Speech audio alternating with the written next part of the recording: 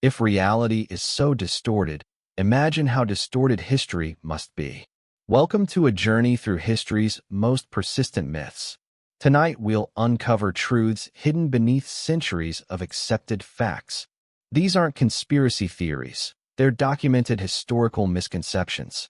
Let your mind wander as we separate fact from fiction in the stories we've all been told. Let's start.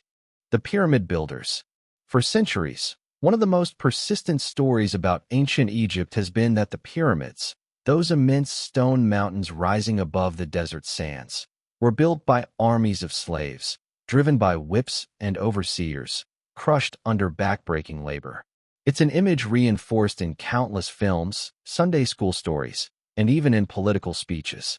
In the popular imagination, the Great Pyramid of Giza stands as the ultimate symbol of tyranny. Thousands of nameless captives suffering and dying to raise a monument to the pride of a pharaoh. But archaeology paints a very different picture. Excavations near the pyramids have uncovered what are known as workers' villages. These were not crude barracks for shackled prisoners, but carefully laid out settlements, complete with bakeries, breweries, storage facilities, and even medical stations. Far from being starved into submission, the pyramid builders were fed a steady diet rich in bread, beer, and meat, food too expensive for the poorest Egyptians to consume regularly. Skeletons discovered in these burial grounds show evidence of medical care.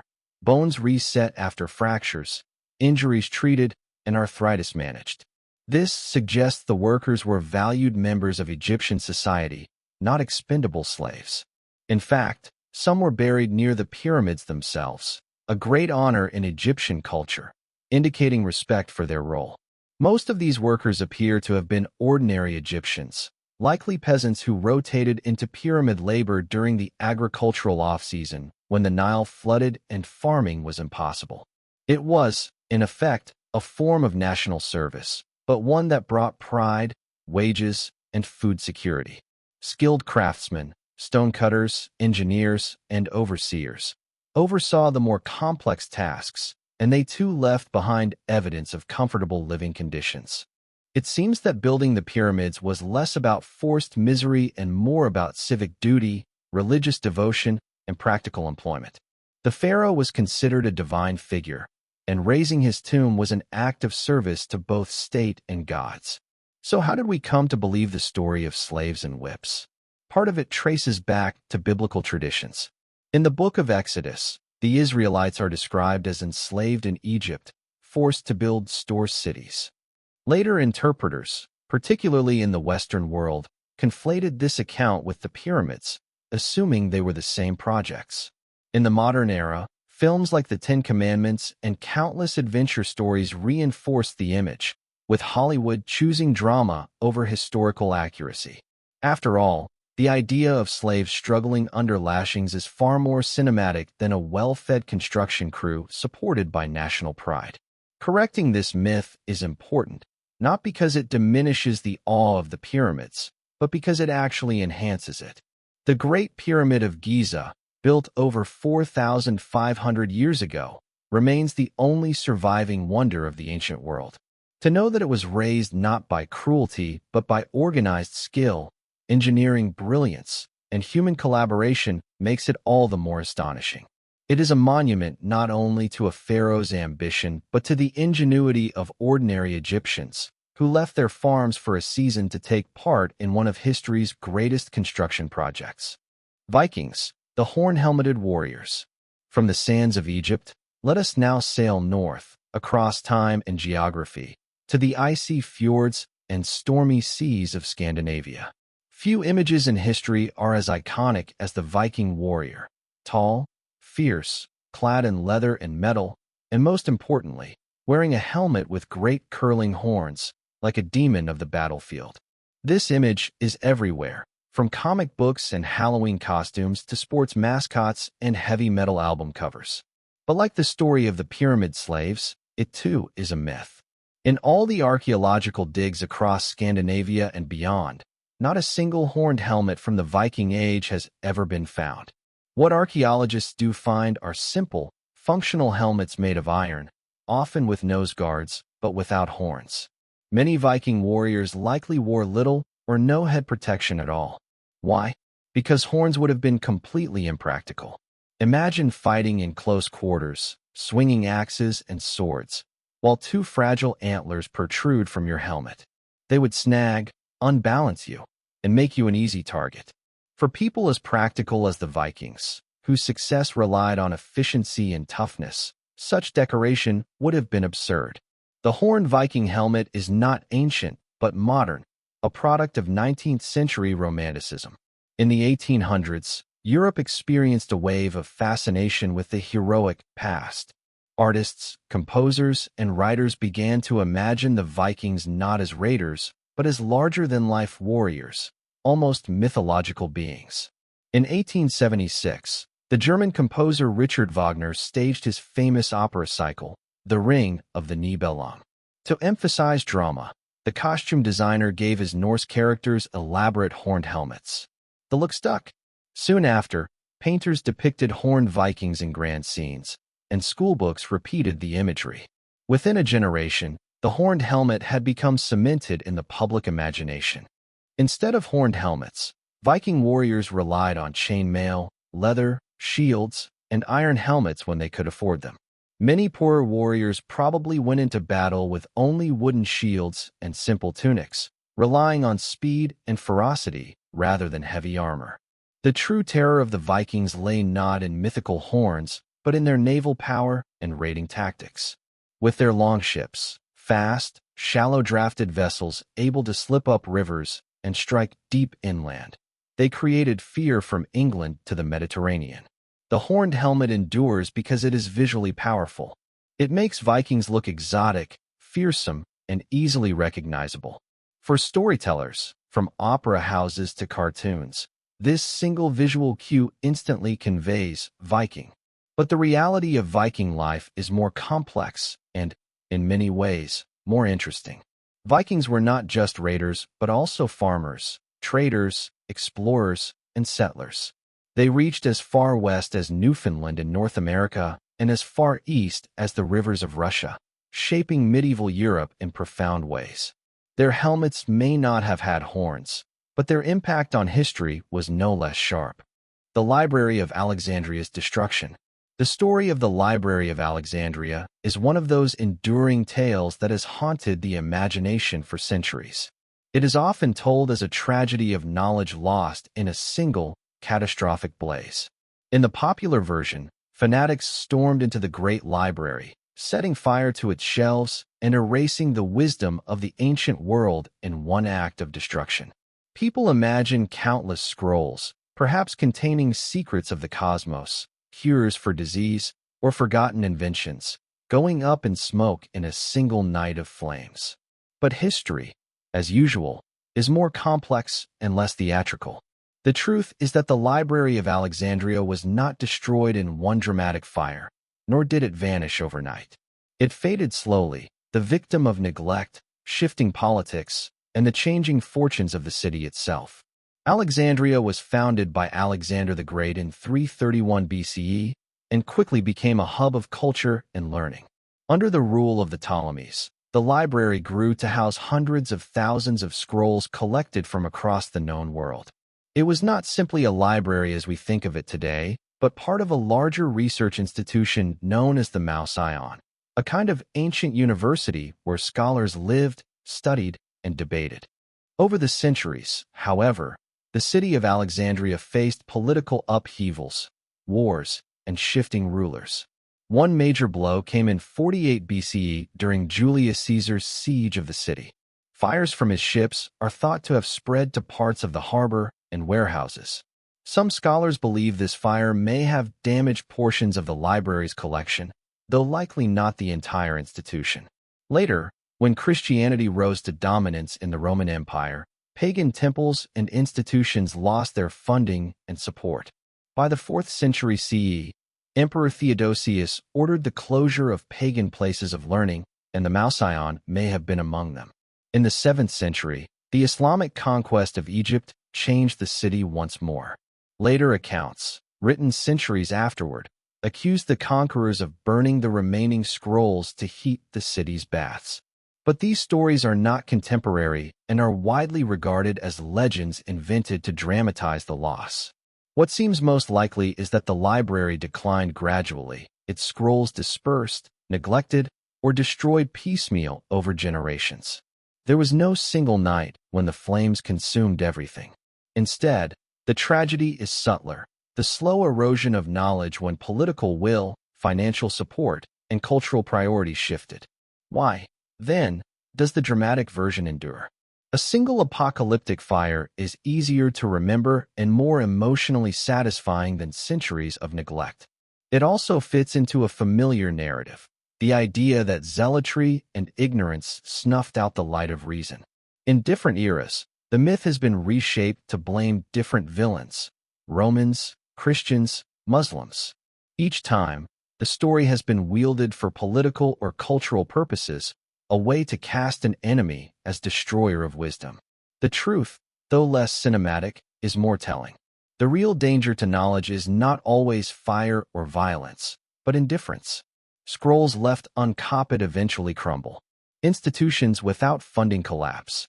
Medieval people were dirty and ignorant. From the fate of Alexandria, let us turn to another enduring misconception, this one about the people of the Middle Ages. The common stereotype paints medieval Europeans as dirty, ignorant, and superstitious. 1,000 years of filth and foolishness between the glory of Rome and the rebirth of the Renaissance. In films and popular culture, people are shown living in grime, never bathing, believing that the earth was flat, and stumbling through life without science or learning. This picture, however, owes more to later propaganda than to reality. Medieval Europeans did bathe, often more regularly than some early modern societies. Public bathhouses were common in many towns, often heated by wood fires and fed by aqueducts or wells. Records show that nobles and townsfolk alike enjoyed bathing as a social and hygienic activity. Even monasteries, which valued discipline and austerity, maintained rules about washing at set intervals. In the later Middle Ages, when the spread of disease created fear of shared water, the popularity of public baths waned, but the association of the entire medieval period with dirtiness is misleading. Medical texts of the time also contain advice on personal hygiene, including dental care. Archaeological evidence from skeletons shows that while tooth decay did exist, many people practiced cleaning with twigs, herbs, or cloth. Clothes were laundered in rivers and scented with herbs to keep them fresh. The image of 1,000 years of unwashed humanity is, quite simply, a caricature. As for the notion that medieval people thought the earth was flat, this too is a myth. Educated Europeans inherited from the Greeks a clear understanding that the earth was spherical. As early as the 6th century BCE, Pythagoras had suggested a round earth. By the 3rd century BCE, Eratosthenes had even calculated its circumference with impressive accuracy. This knowledge did not vanish in the Middle Ages. Medieval scholars such as Thomas Aquinas and the writers of encyclopedias openly described the earth as round. Sailors navigating long voyages also worked with this assumption. The idea of a flat medieval worldview was largely invented in the 19th century, when writers wanted to portray the Middle Ages as an age of ignorance overcome by modern progress. So why did these myths about filth and flatness take hold? Much of it comes down to propaganda during the Protestant Reformation and later during the Enlightenment. Protestant writers, eager to criticize the Catholic Church, exaggerated the backwardness of the medieval period, which they associated with Catholic dominance. Enlightenment thinkers then amplified this view, contrasting their own age of reason with what they painted as a dark, dirty, and superstitious past. These narratives were convenient tools for emphasizing the superiority of newer movements, whether Protestantism or modern science. When we look at the actual evidence, a different picture emerges. Medieval Europe was not perfect. It struggled with disease, famine, and limited technology, but it was also a place of innovation, where universities were founded, Gothic cathedrals were built, and scholars studied philosophy, astronomy, and medicine. The caricature of ignorance does disservice to a complex period that laid much of the groundwork for the world that followed. Columbus discovered America. Take the story of Christopher Columbus. For generations, schoolchildren were taught to imagine him bravely crossing an unknown ocean in 1492, proving the Earth was round, and discovering America for the first time in human history. His name became attached to national holidays, cities, and even an entire continent, celebrated as the man who opened the New World. Yet almost none of this account survives scrutiny. Columbus did not discover America. When his ships made landfall in the Caribbean, the islands he encountered were already home to thriving indigenous communities who had lived there for thousands of years. These peoples had their own languages, agricultural systems, religions, and political structures. To describe Columbus as a discoverer is to erase their existence, as though a land only becomes real once it has been seen by Europeans. Nor was Columbus the first outsider to arrive in the Americas.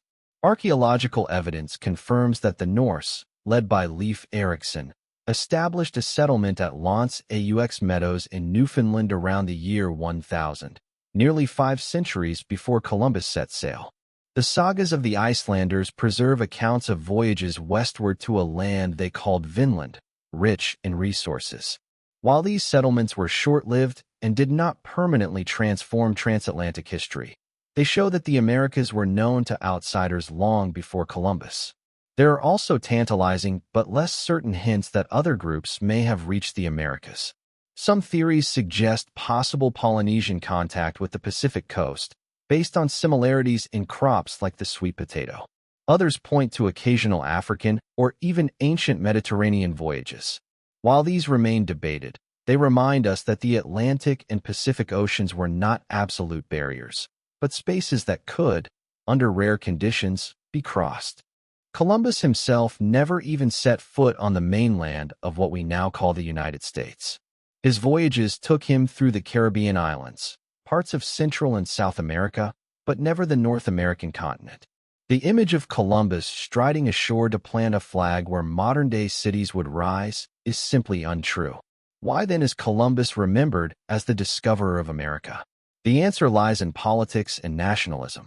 For Spain, his voyages marked the beginning of its overseas empire, and the crown was eager to glorify the man who made it possible. For later European powers, Columbus became a convenient symbol of boldness and progress. In the 19th century, as the United States sought to craft a national story that connected it to the wider sweep of Western history, Columbus was elevated into a cultural hero.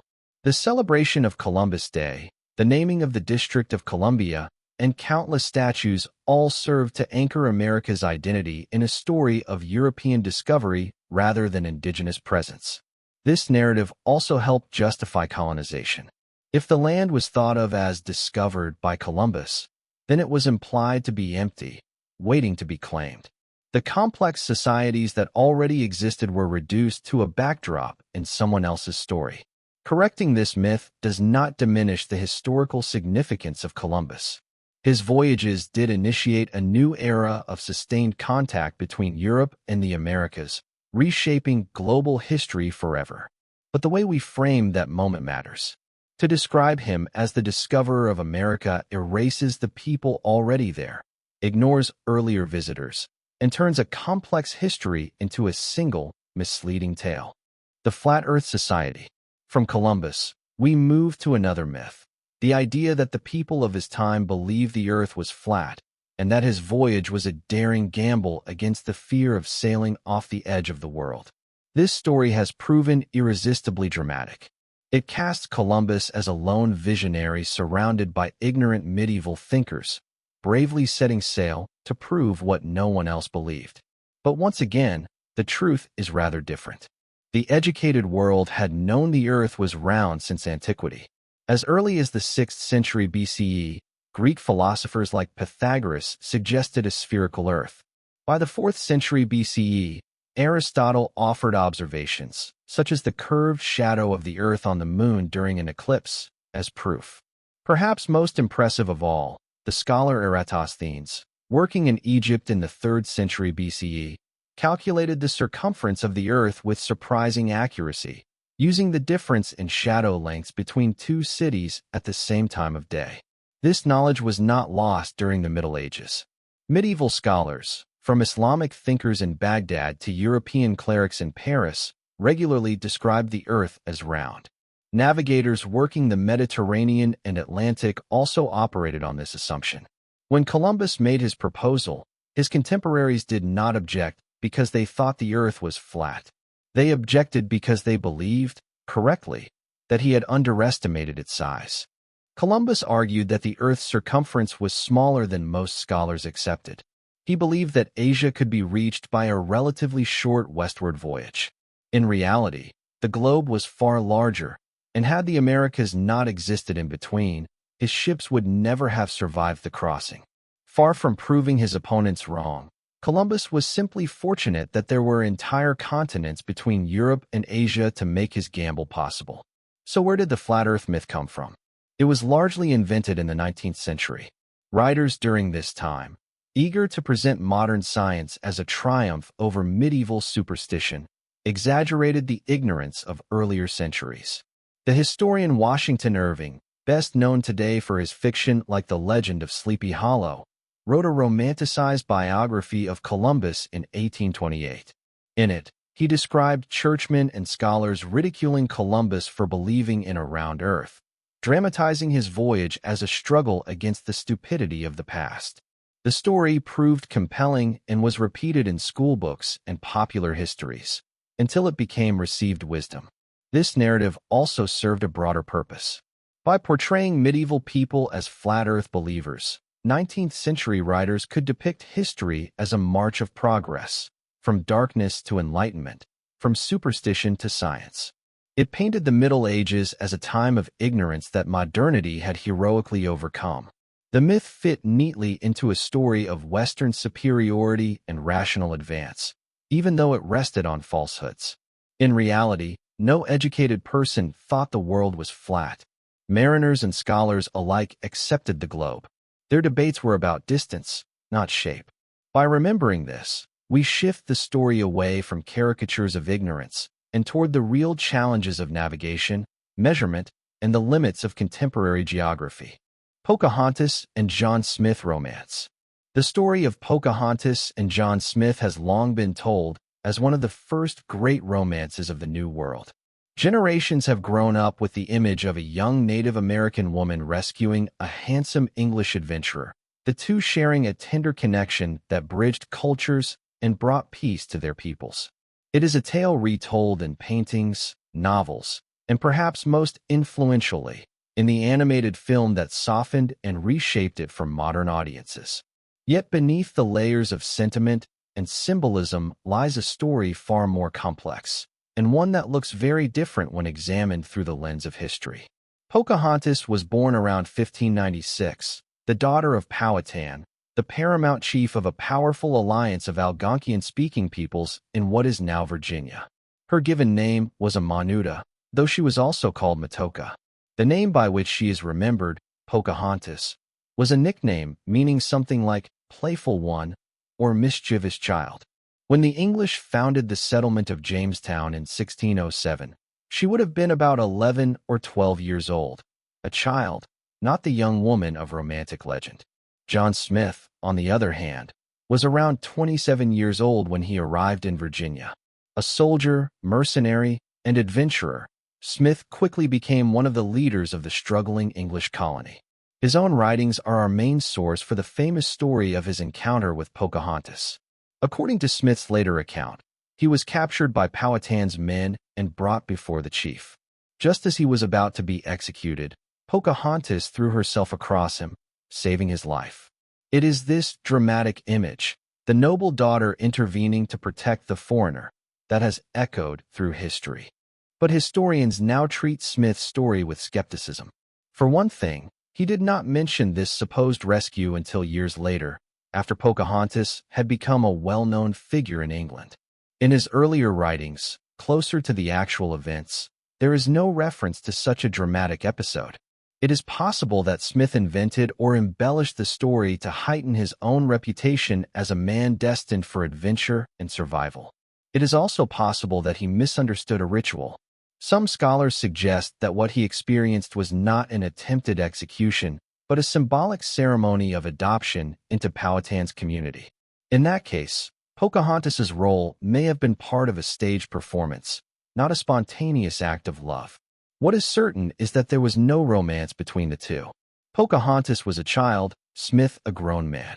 Their relationship, if any, would have been one of occasional contact between the English colony and Powhatan's people, with Pocahontas sometimes acting as a messenger or intermediary.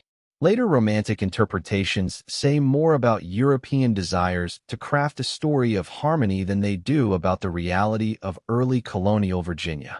The true story of Pocahontas's life is far more sobering. In 1613, several years after Smith had left Virginia, she was kidnapped by English colonists during a conflict with her father's people. Held hostage, she was converted to Christianity, baptized under the name Rebecca, and pressured into embracing English customs.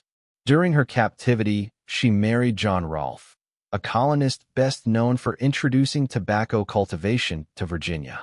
Unlike the supposed romance with Smith, this marriage was real, though still deeply entangled with the politics of colonization.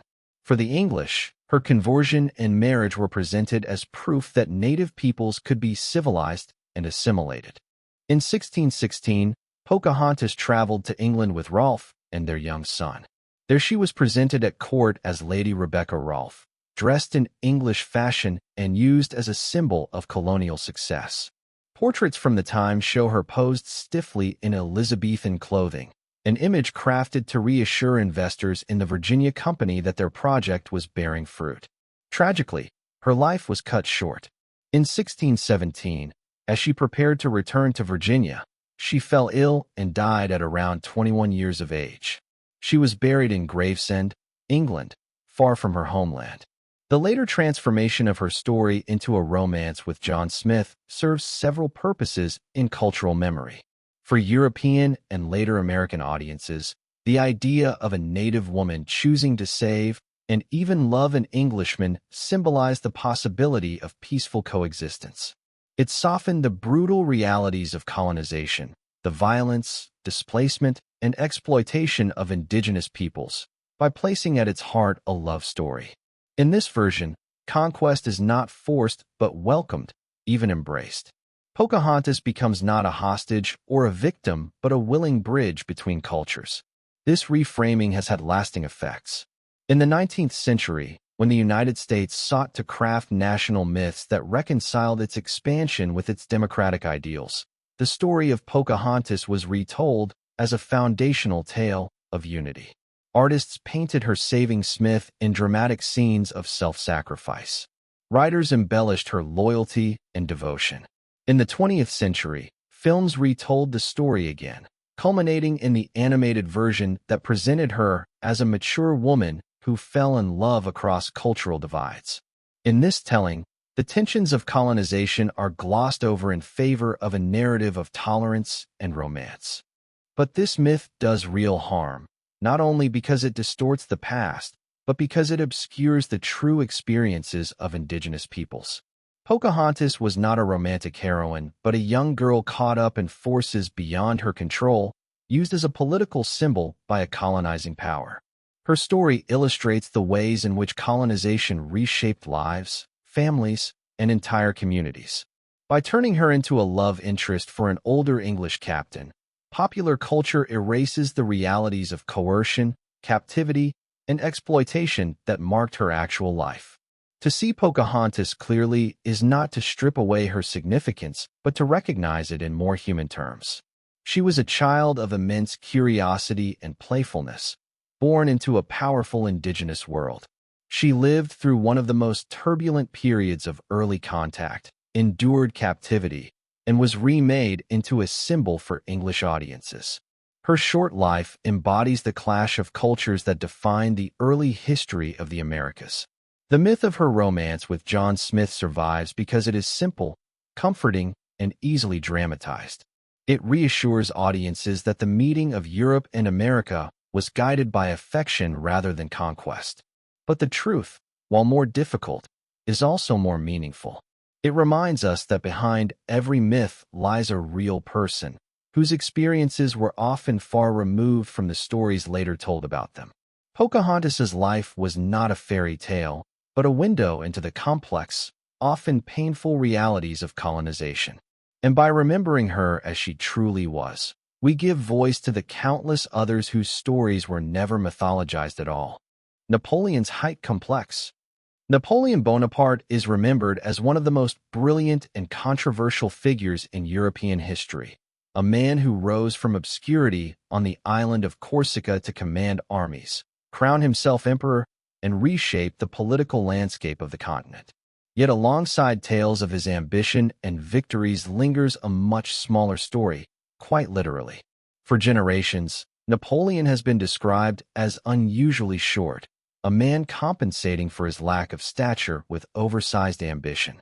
The phrase Napoleon complex still circulates today, used to describe anyone thought to overcompensate for physical shortcomings with aggression or pride. But was Napoleon really short? The answer is no, or at least, not in the way popular legend suggests. In fact, Napoleon's supposed small size is one of the most enduring myths in history, born from a mix of propaganda, cultural confusion, and the clever twisting of perception by his enemies. When Napoleon's height was recorded at his death in 1821, the figure given was 5 feet, 2 inches. But here's where the confusion begins. Those numbers came from the French measurement system, which at the time used an inch slightly longer than the English inch.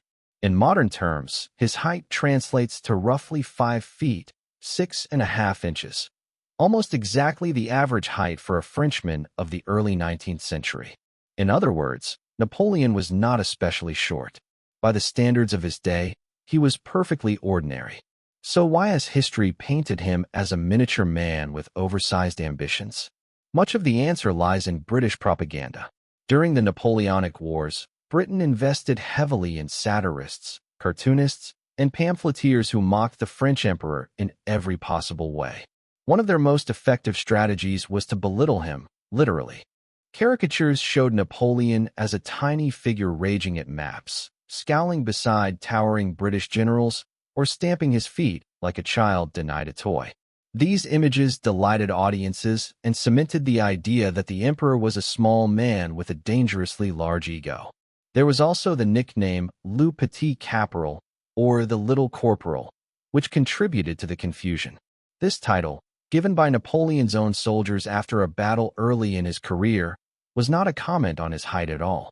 Instead, it was a term of affection, suggesting his closeness to his men and his modest behavior. Napoleon, despite rising to command, often worked directly with his soldiers, sharing their hardships and earning their respect. In this sense, little was about humility, not stature. But in the hands of his enemies, the phrase became another way to chip away at his image. It is important to remember that politics in this era was as much about symbolism as it was about military strength. To undermine an opponent, one did not simply fight them on the battlefield. You attacked their character, their reputation, even their body. To portray Napoleon as physically small was to suggest he was emotionally insecure, unfit to rule, and ultimately ridiculous in his pretensions to empire. His enemies turned his body into a battlefield, and the myth proved astonishingly durable. Even after his fall and exile, the image of a small, angry man persisted.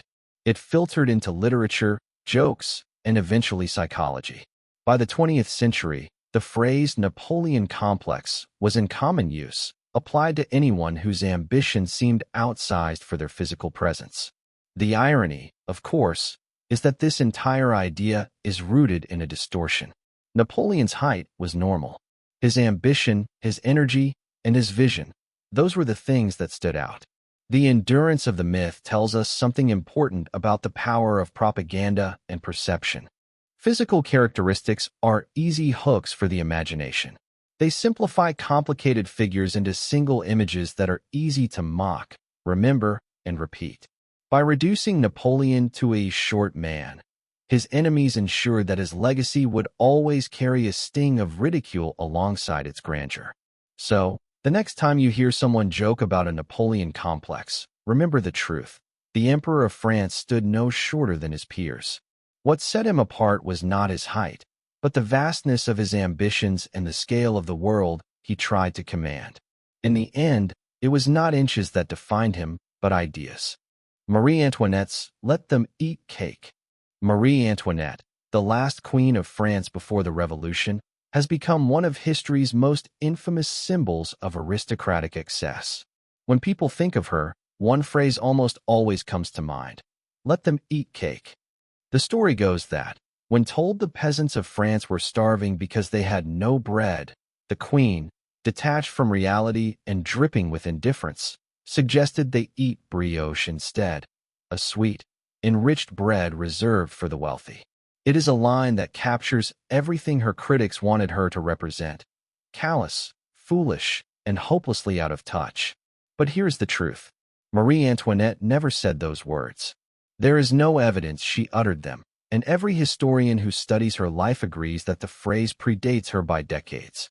The line appears in the Confessions of the philosopher Jean-Jacques Rousseau, written when Marie Antoinette was still a child in Austria, years before she became Queen of France. In that work, Rousseau recalls a story in which a great princess supposedly responded to the plight of the poor with the same line about eating brioche. He does not name the princess, but the book was written around 1765, when Marie Antoinette was only 9 years old. Clearly, it could not have been her. So how did this stray remark in a philosopher's memoir become forever tied to the Queen of France? Part of the answer lies in the way revolutions construct their villains. When the French Revolution erupted in 1789, the people needed a face to represent the corruption, privilege, and cruelty of the Ancien Regime, the old order of monarchy and nobility. Marie Antoinette, foreign-born, famously glamorous, and associated with extravagant spending, was the perfect candidate. She was nicknamed Madame Deficit because of her lavish reputation, and rumors circulated about her supposed orgies, her gambling debts, even secret lovers. Much of it was exaggerated or outright invented, but in revolutionary propaganda, perception mattered far more than reality. The phrase "let them eat cake" fit neatly into this campaign. It was simple, biting, and memorable, the perfect shorthand for aristocratic indifference. To attribute it to Marie Antoinette was to crystallize her image as the embodiment of everything wrong with monarchy.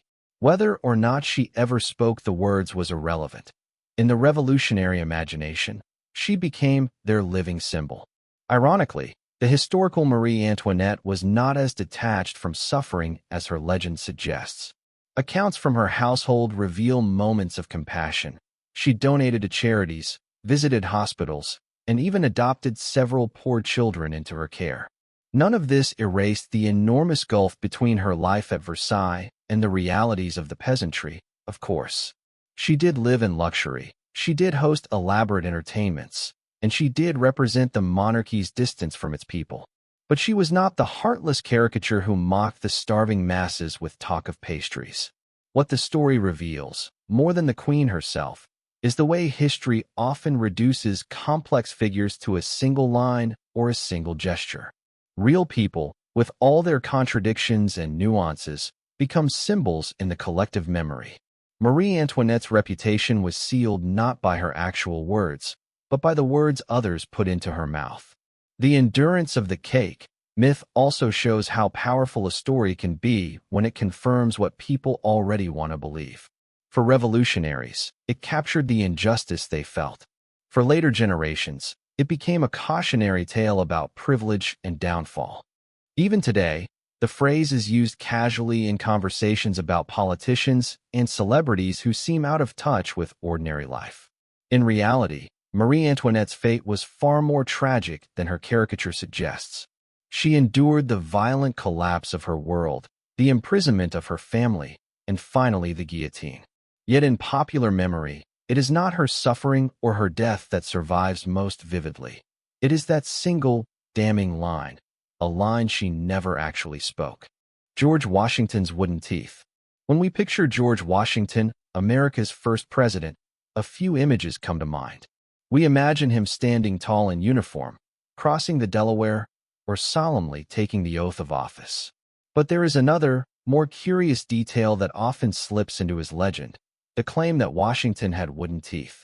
School children hear it, trivia books repeat it, and it lingers in popular culture as one of those fun facts about history. Yet, like so many of these well-worn stories, it is not true. Washington never had wooden teeth. The reality of Washington's dental troubles was both more complex and more unsettling. Throughout his adult life, Washington suffered greatly with his teeth. By the time he became president in 1789, at the age of 57, he had only a single natural tooth left in his mouth.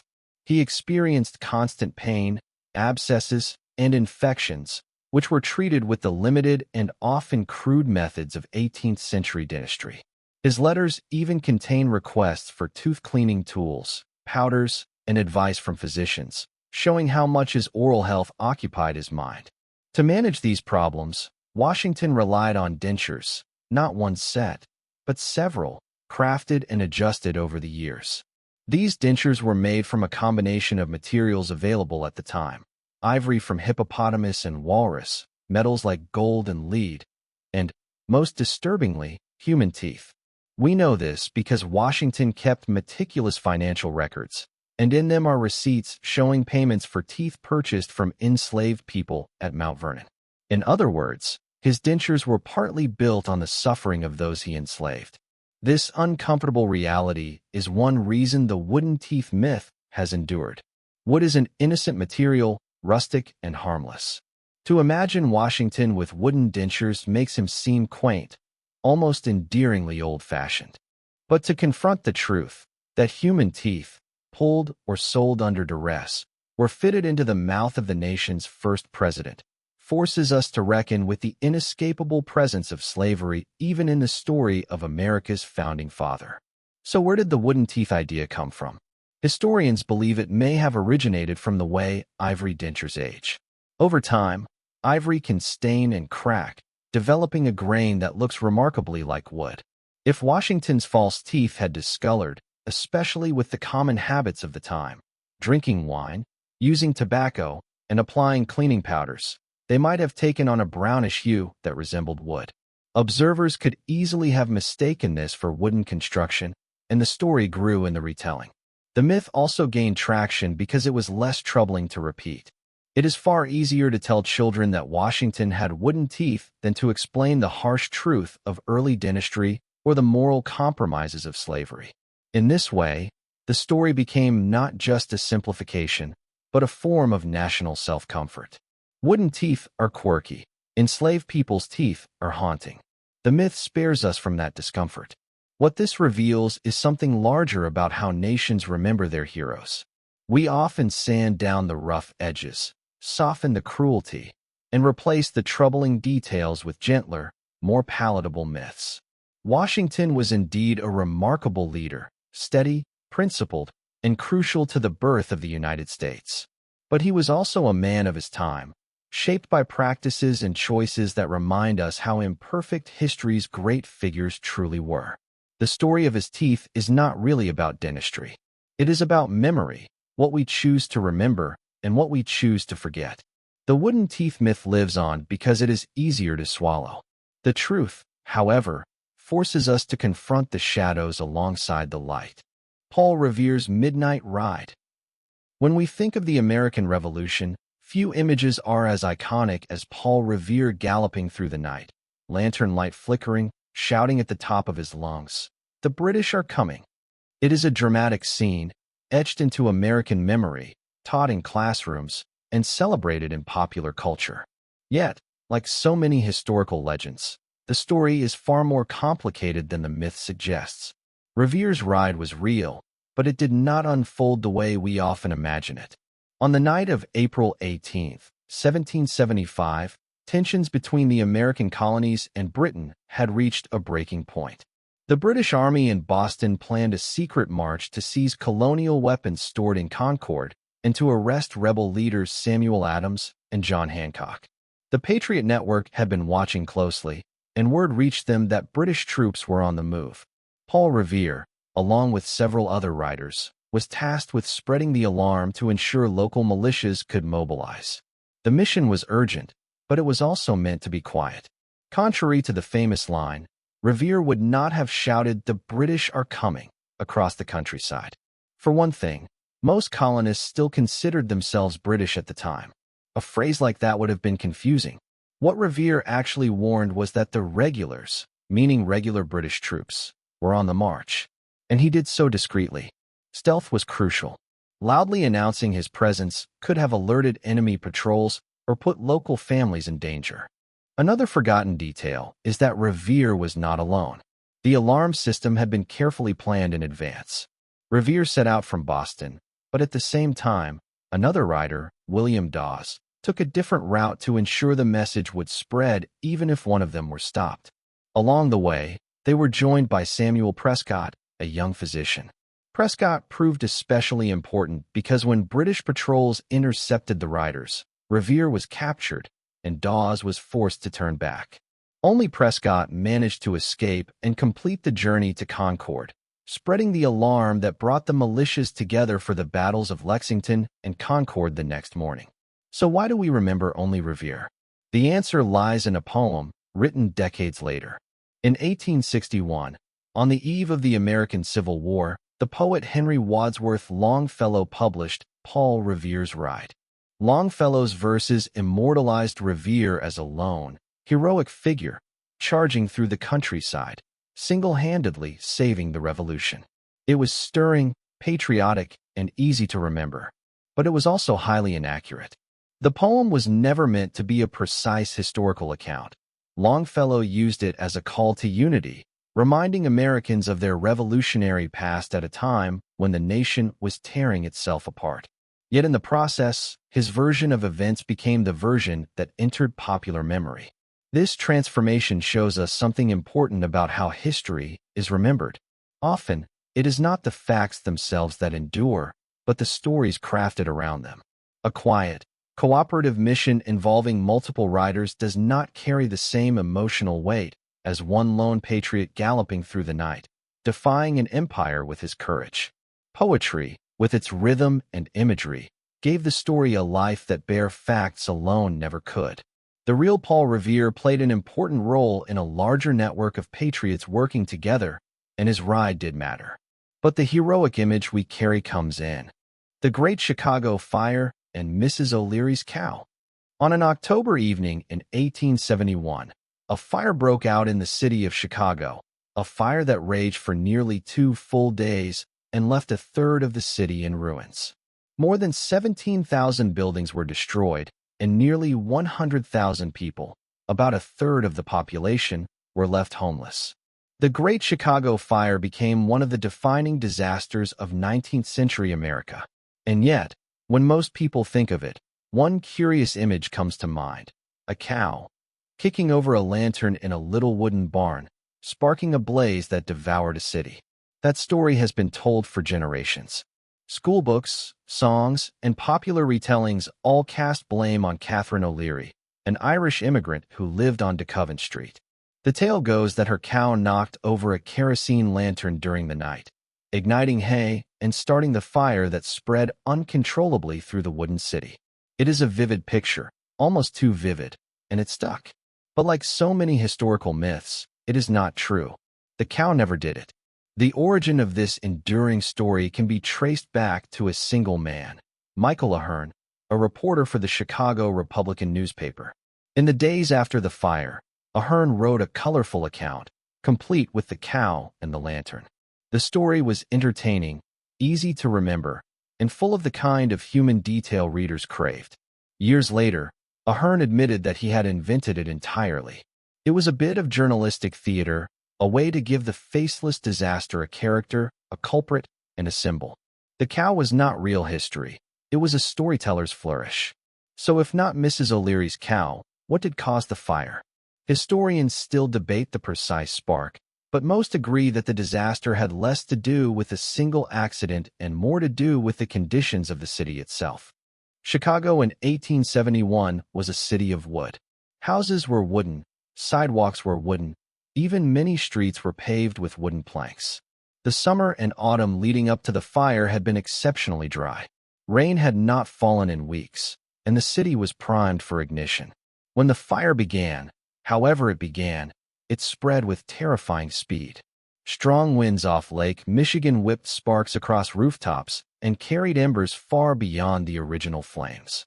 Urban planning failures, drought, and weather were the real culprits, not one poor woman's cow. But blaming the city's wooden infrastructure or the unpredictability of the wind doesn't make for a neat story. A cow and a lantern, however, could be grasped at once. It personalized the tragedy, gave it an origin, and in some ways, made it less frightening. A cow could be blamed, and so, by extension, could the O'Leary family. This deflected attention away from larger questions about how the city was built, how unprepared it had been for fire, and how the disaster might have been prevented. The myth also tapped into prejudices of the time. Catherine O'Leary was Irish and Catholic, part of a community that faced suspicion and hostility in 19th-century America. Blaming her fit comfortably into existing stereotypes about immigrants being careless, backward, or dangerous. The story of the cow was not just convenient. It was a way to direct resentment at outsiders. And yet, despite Ahern's later confession, the myth of the cow lived on. It is still taught, still repeated, and still imagined whenever the Great Chicago Fire is remembered. This persistence tells us something about the power of journalism and storytelling. A single dramatic detail, even when false, can outweigh the messy truth.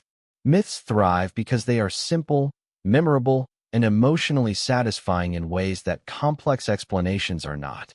The Great Chicago Fire was a real disaster, born of human error, weather, and urban fragility. But in popular imagination, it was reduced to one cow and one lantern. It is a reminder that history is often shaped not just by what happened, but by the stories people choose to tell about it.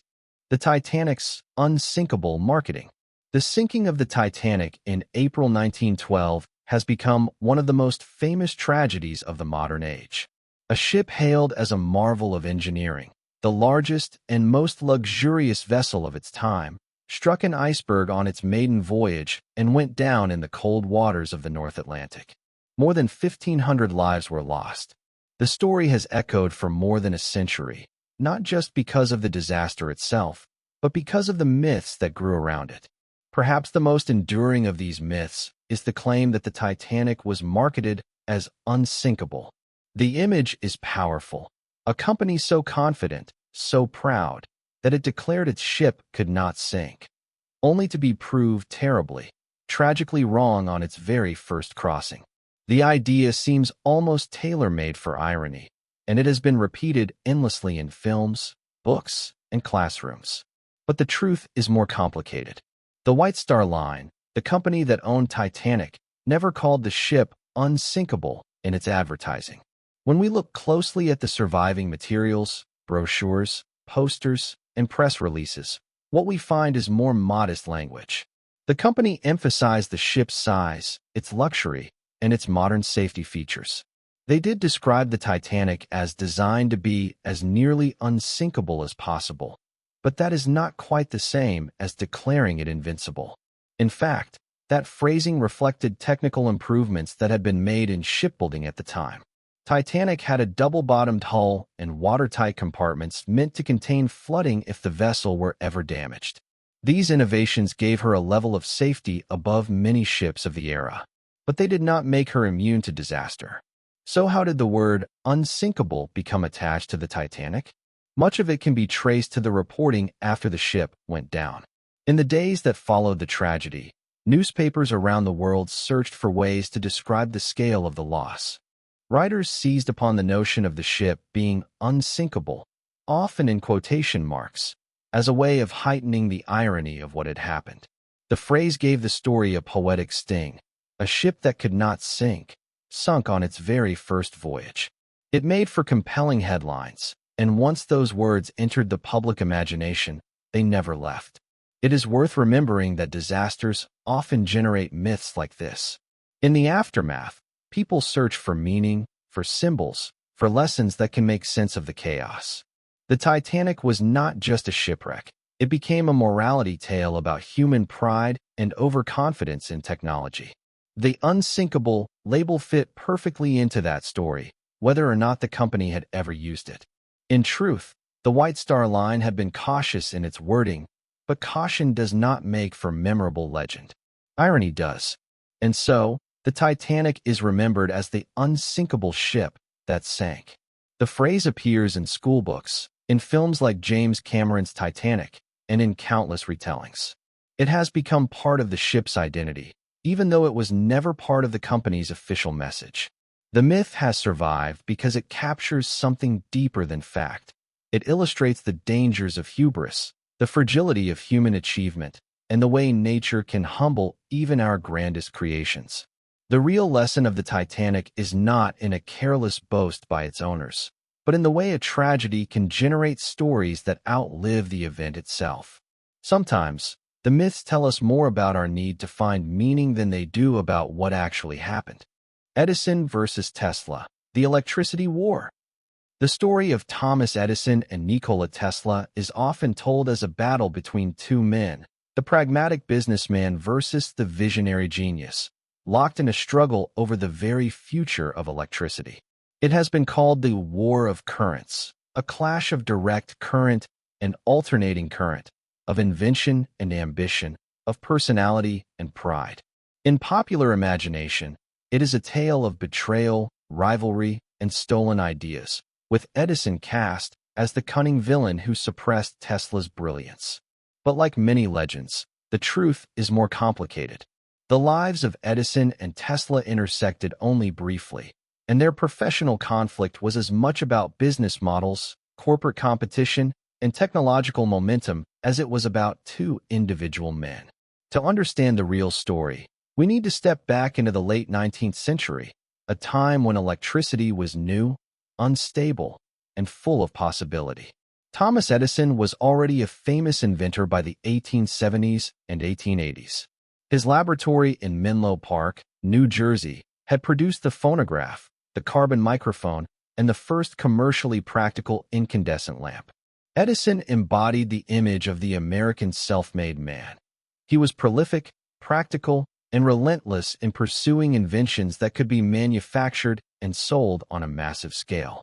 When he turned his attention to electricity, his goal was not just to create devices, but to build entire systems, generating stations, distribution networks, and appliances that ordinary people could use. His system was based on direct current, or DC. In direct current, electricity flows in one constant direction, like water through a straight pipe. DC had the advantage of being relatively simple to understand and easy to use with lamps and motors. But it also had a major limitation. It could not be transmitted efficiently over long distances. Voltage dropped quickly as current moved through wires, which meant that power plants had to be located close to the homes and businesses they served. Edison's early electrical grids, such as the one he built in Lower Manhattan in 1882, worked well for dense urban areas, but the model was not easily expandable to larger regions. Enter Nikola Tesla. Born in 1856 in what is now Croatia, Tesla was a strikingly different figure. Tall, thin, and eccentric, he was both a brilliant engineer and a dreamer with a flair for showmanship. He studied electrical engineering in Europe before coming to the United States in 1884, carrying a letter of introduction to Edison himself. For a few months, Tesla worked for Edison's company, helping to improve generators and machinery. But the relationship soured quickly. According to Tesla's later account, he had been promised a large sum of money, sometimes quoted as $50,000, if he could redesign Edison's direct current dynamos to make them more efficient. When Tesla succeeded, Edison allegedly laughed and said something along the lines of, "You don't understand our American humor," offering only a small raise instead. Whether this story is true or embellished is difficult to say. Records are scarce, and Edison himself left no detailed account of the episode. What is clear is that Tesla felt cheated and left Edison's employment, striking out on his own. Tesla's great innovation was his development of alternating current, or AC. Unlike direct current, alternating current reverses direction many times per second. In the United States, 60 times per second or 60 hertz. This constant reversal has a key advantage. With the help of transformers, AC voltage can be stepped up to very high levels for long-distance transmission and then stepped back down for safe use in homes and businesses. This meant that electricity could be generated far from where it was consumed, at large central plants, and then distributed over vast networks. It was, in effect, the key to electrifying entire nations. Tesla's ideas attracted the attention of George Westinghouse, an entrepreneur and inventor in his own right. Westinghouse recognized that Tesla's AC system could solve the problem of long-distance transmission that hobbled Edison's DC. In 1888, Westinghouse licensed Tesla's patents for AC motors and began building an alternating current power empire. With Tesla's engineering genius and Westinghouse's business acumen, AC rapidly gained ground. This is where the so-called War of Currents truly began. Edison, who had invested heavily in DC infrastructure, fought fiercely to defend his system. He launched public campaigns to portray alternating current as dangerous, emphasizing the risks of high-voltage lines. In some cases, these campaigns turned gruesome. Edison and his associates sponsored public demonstrations in which animals were electrocuted with AC current to prove its lethality. In 1890, the first electric chair, powered by AC, was used to execute a prisoner, a grim event that Edison's allies promoted as evidence of AC's dangers. Yet, even as Edison campaigned, the technical and economic advantages of AC became harder to deny. In 1893, Westinghouse and Tesla won the contract to supply power to the world's Columbian Exposition in Chicago, one of the largest public events of the era. When the fairgrounds lit up with thousands of electric bulbs, powered by Tesla's alternating current generators, it was a dazzling demonstration of the system's potential. A year later, Westinghouse won the contract to build the first major hydroelectric power plant at Niagara Falls, with Tesla's AC technology at its core. When the plant began delivering electricity to Buffalo, New York, in 1896, it marked the triumph of alternating current over direct current. The story is often told as if Edison had personally schemed to suppress Tesla and was bitterly defeated. But the reality is subtler. Edison himself soon moved on from electricity to other fields, such as motion pictures and sound recording. The defeat of direct current was less about Edison losing a personal war to Tesla and more about the natural course of technological progress. AC was simply more efficient for large-scale distribution. And in time, DC would make a comeback in specialized contexts, such as electronic devices and, more recently, high-voltage direct current transmission lines for renewable energy. What remains, however, is the mythology. In popular culture, Edison is often cast as the ruthless capitalist who stole ideas, while Tesla is portrayed as the misunderstood genius, unappreciated in his time, but vindicated in ours. This narrative reflects not just history, but the values of the present day. In an age that admires disruptive visionaries and mistrusts large corporations, Tesla has become a cultural hero, his name even adopted by an electric car company symbolizing innovation. Edison, meanwhile, represents the establishment, the businessman who profits from others' ideas. The truth, as always, lies somewhere in between. World War I. Lions led by donkeys. The First World War has left behind a powerful phrase in popular memory: lions led by donkeys.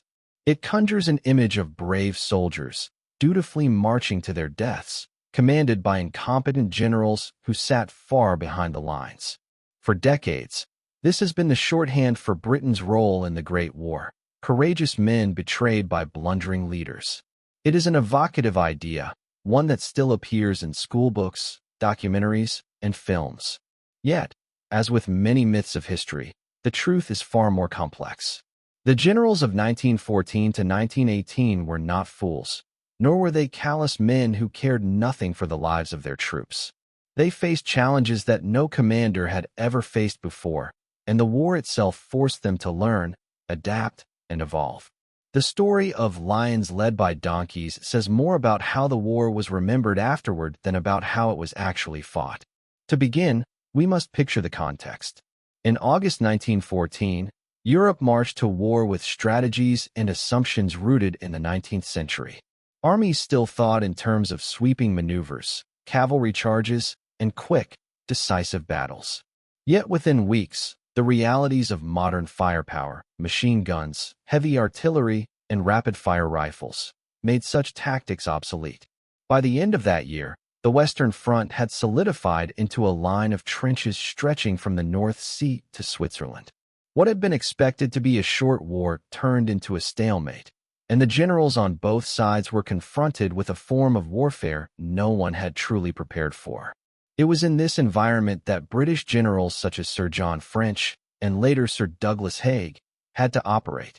The problem was not a lack of intelligence or compassion, but the unprecedented scale of the challenge. How do you break through miles of trenches defended by barbed wire, machine guns, and artillery when the technology of tanks, aircraft, and modern communications was still in its infancy? Every major offensive risked becoming a bloodbath. The early battles, Neuve Chapelle, Loos, the Somme, are often remembered for their terrible casualties. On the first day of the Battle of the Somme in 1916, nearly 60,000 British soldiers were killed or wounded. Numbers like these have cemented the image of generals as reckless. Yet those losses also reflected the steep learning curve of modern war. The British Army of 1914 was small and professional. By 1916, it had become a mass army of volunteers and conscripts. Commanders had to train and equip millions of men while simultaneously inventing new doctrines under fire. And adapt they did. By 1917, tactics were changing. Artillery barges became more precise, using techniques like the creeping barrage, where fire moved forward in timed lifts just ahead of advancing infantry. Infantry training emphasized smaller, flexible units rather than rigid lines. Tanks, first introduced in 1916, were increasingly integrated with infantry and artillery. Airplanes, too, became vital for reconnaissance and ground support. The bloody failures of the early war gradually gave way to a more sophisticated, combined arms approach. The results were evident in the final year of the conflict. In 1918, during the so-called 100 Days Offensive, the British and their allies broke through German defenses repeatedly, advancing more in weeks than they had in years. Far from being static, the British Army had become one of the most modern and effective forces of the war. This transformation did not happen in spite of the generals, but through their leadership, experimentation, and determination. So where did the myth of lions led by donkeys come from? In large part, it grew out of the mood after the war. The scale of the losses was staggering. Nearly 1 million British soldiers dead, millions more wounded. For survivors, and for the families of those who never came home, it was natural to search for explanations, to ask whether it had all been worth it. The image of blundering generals provided a focus for grief and anger. Literature and art of the interwar period reinforced this view. Works like All Quiet on the Western Front and the poetry of Wilfred Owen captured the futility and horror of trench warfare.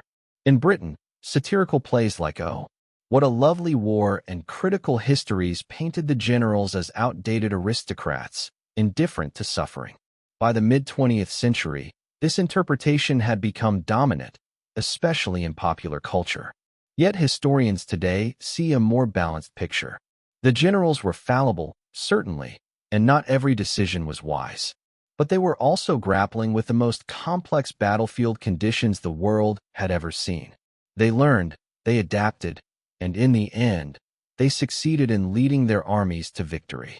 To dismiss them as mere donkeys is to oversimplify both the challenges they faced and the achievements they accomplished. The phrase endures because it is emotionally powerful. It captures the tragedy of the First World War, the enormous bravery of ordinary soldiers, and the terrible sense of waste. But history is never as neat as a slogan. The reality is that Britain's soldiers were lions, yes, but their leaders were not donkeys. They were men caught in the upheaval of modern warfare, struggling to master a form of conflict no one had seen before. The Wild West was lawless. When we imagine the American West of the late 19th century, many of us see a place of endless gunfights, dusty saloons filled with outlaws, and lawless frontier towns where only the fastest draw survived. It's an image that has been deeply shaped by Hollywood westerns, dime novels, and television shows. The Wild West, we are told, was a place where justice was settled with pistols and the rule of law barely existed. But the reality is far more restrained, and in some ways, even surprising. Far from being centers of anarchy, most frontier towns were orderly places with functioning governments, police forces, and, perhaps most unexpected, strict gun control laws. The true story of the American West is not one of constant chaos, but of communities working hard to build stability in challenging environments. Let's begin with one of the most familiar images, the gunfight in the middle of a town street, two men facing each other at high noon. This scene, immortalized in films like High Noon and countless westerns, is virtually a creation of fiction. Documented gun duels were rare, and the most famous example, the gunfight at the OK Corral in Tombstone, Arizona, lasted less than 30 seconds. Even then, it was not a spontaneous face-off but a confused clash between lawmen and a group of ranchers with a long history of personal and political tensions. For every notorious shootout, there were thousands of ordinary days in frontier towns without a single shot fired. One of the reasons was that towns on the frontier had a vested interest in controlling violence. Settlements like Dodge City, Deadwood, and Abilene depended on trade, cattle drives, and new settlers. Disorder threatened prosperity. As a result, many towns enacted laws requiring visitors to surrender their firearms upon entering. In Dodge City, for example, signs famously read, "The carrying of firearms strictly prohibited." Cowboys coming in with cattle herds were expected to check their guns with the sheriff or at local businesses, retrieving them only when they left town again. These measures might surprise us today, but they were practical. The frontier was a place where tempers could flare easily, fueled by alcohol, long workdays, and disputes over land or money. Town councils and marshals recognized that the fewer guns in circulation on a crowded main street, the safer everyone would be. And while enforcement varied, the existence of these laws tells us that the communities were not indifferent to order. So where did the myth of lawlessness come from? Part of it lies in the exceptions. Outlaws like Jesse James, Billy the Kid, and Butch Cassidy did exist, and their exploits were widely reported in newspapers hungry for dramatic stories. Train robberies and bank heists were spectacular crimes, and tales of gunmen made for exciting reading. Dime novels in the late 19th century exaggerated these figures further, transforming them into legendary heroes or villains. By the time Hollywood arrived in the 20th century, the formula was well established: the Wild West as a place of constant danger, where morality was tested in gunfights. But the real West was quieter, and in some ways, more ordinary. Yes, violence occurred, but it was usually tied to disputes over property, cattle rustling, or personal feuds rather than random lawlessness. Homicide rates in some frontier towns were indeed high, especially in boomtowns fueled by mining or cattle money.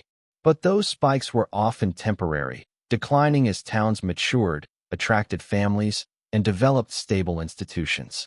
Churches, schools, and civic organizations grew quickly, tempering the wilder aspects of life.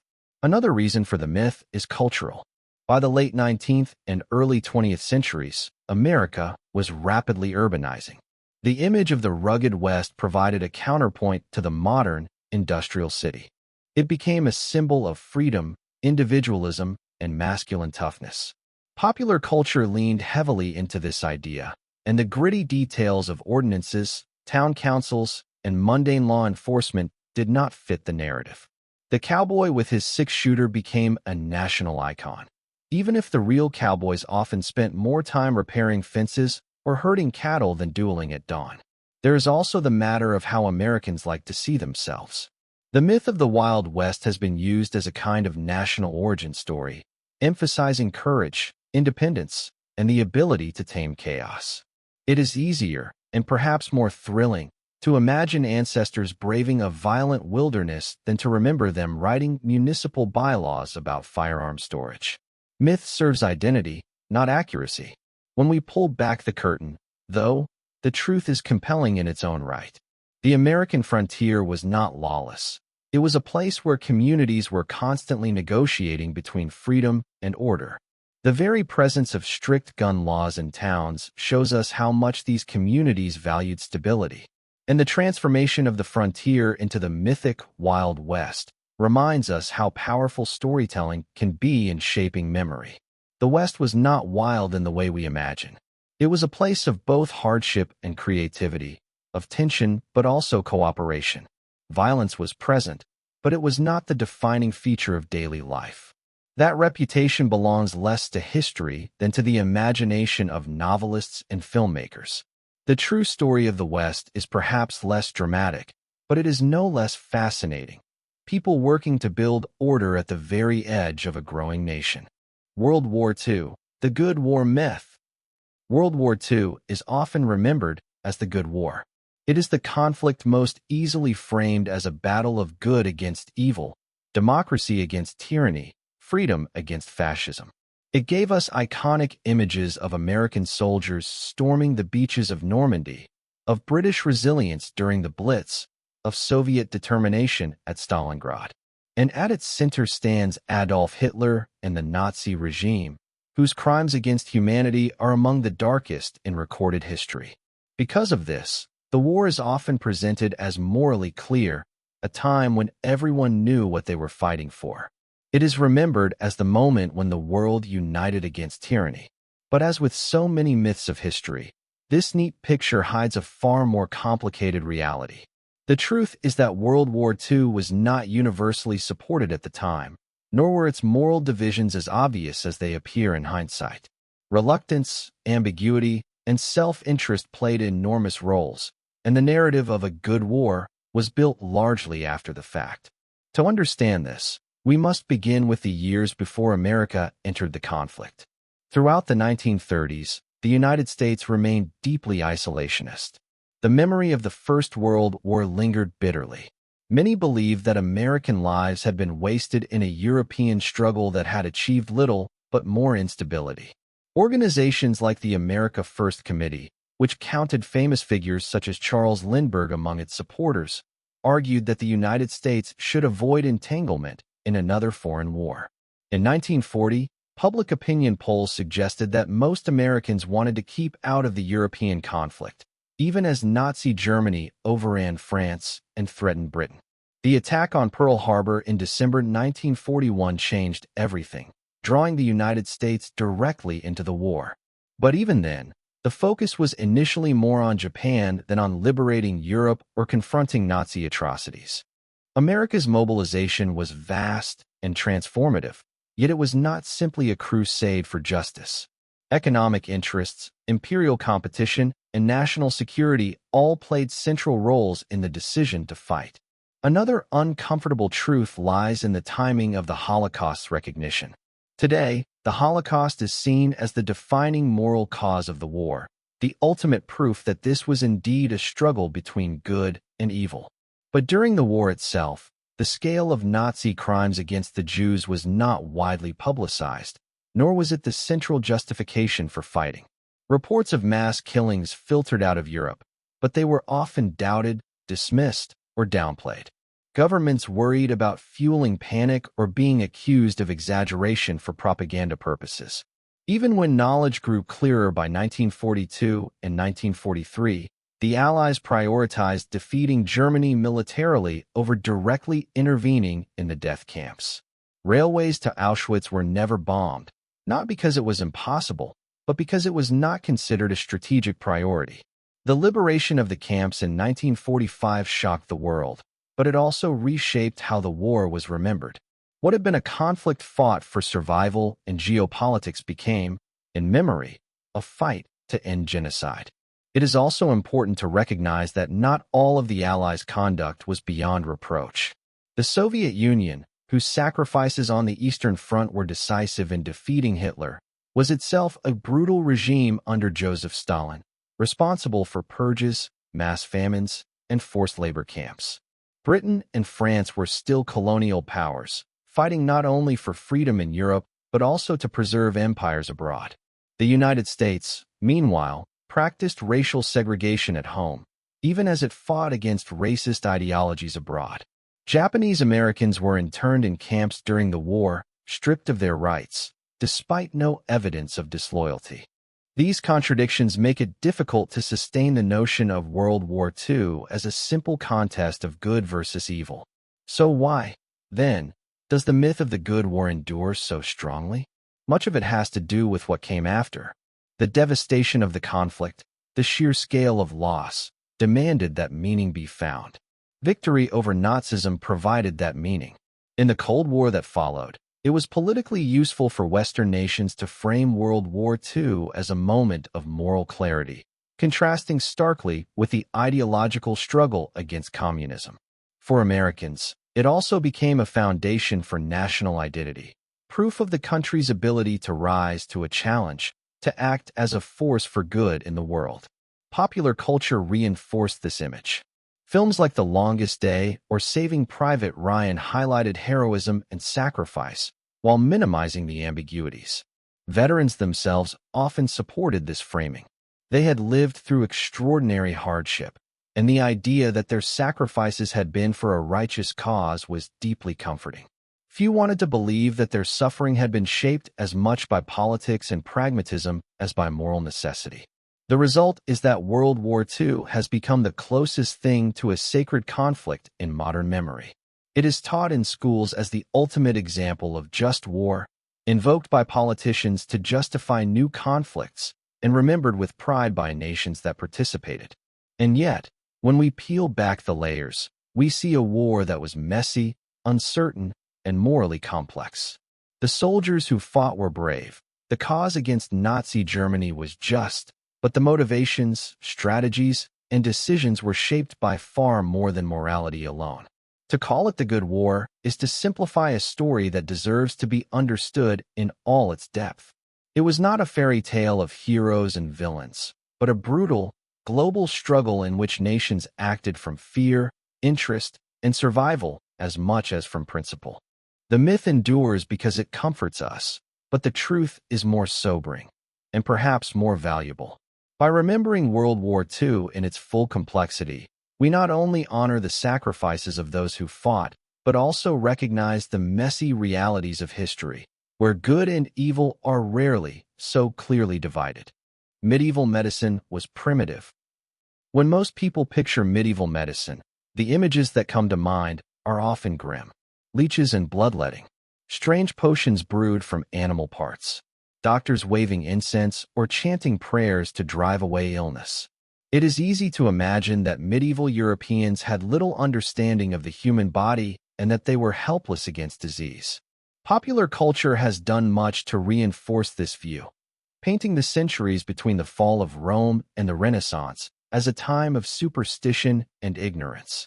But like many historical myths, this image does not reflect the full reality. Medieval medicine was far more sophisticated than it is often given credit for. While it did lack modern germ theory and antibiotics, it combined detailed knowledge of anatomy, surgical practice, and herbal remedies with the medical traditions inherited from the ancient world. In many ways, it laid the foundations upon which later medicine would build. Let us begin with surgery, a field often dismissed as brutal guesswork. Yet medieval surgeons were highly trained artisans who carried out complex procedures. Records show operations for cataracts, the setting of broken bones, and even the removal of bladder stones.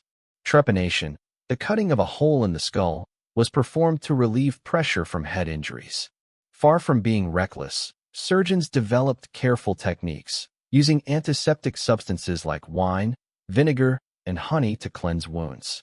They stitched with silk, linen, or gut, and employed cautery to seal bleeding vessels. Some manuals even recommended sterilizing surgical tools by fire or boiling.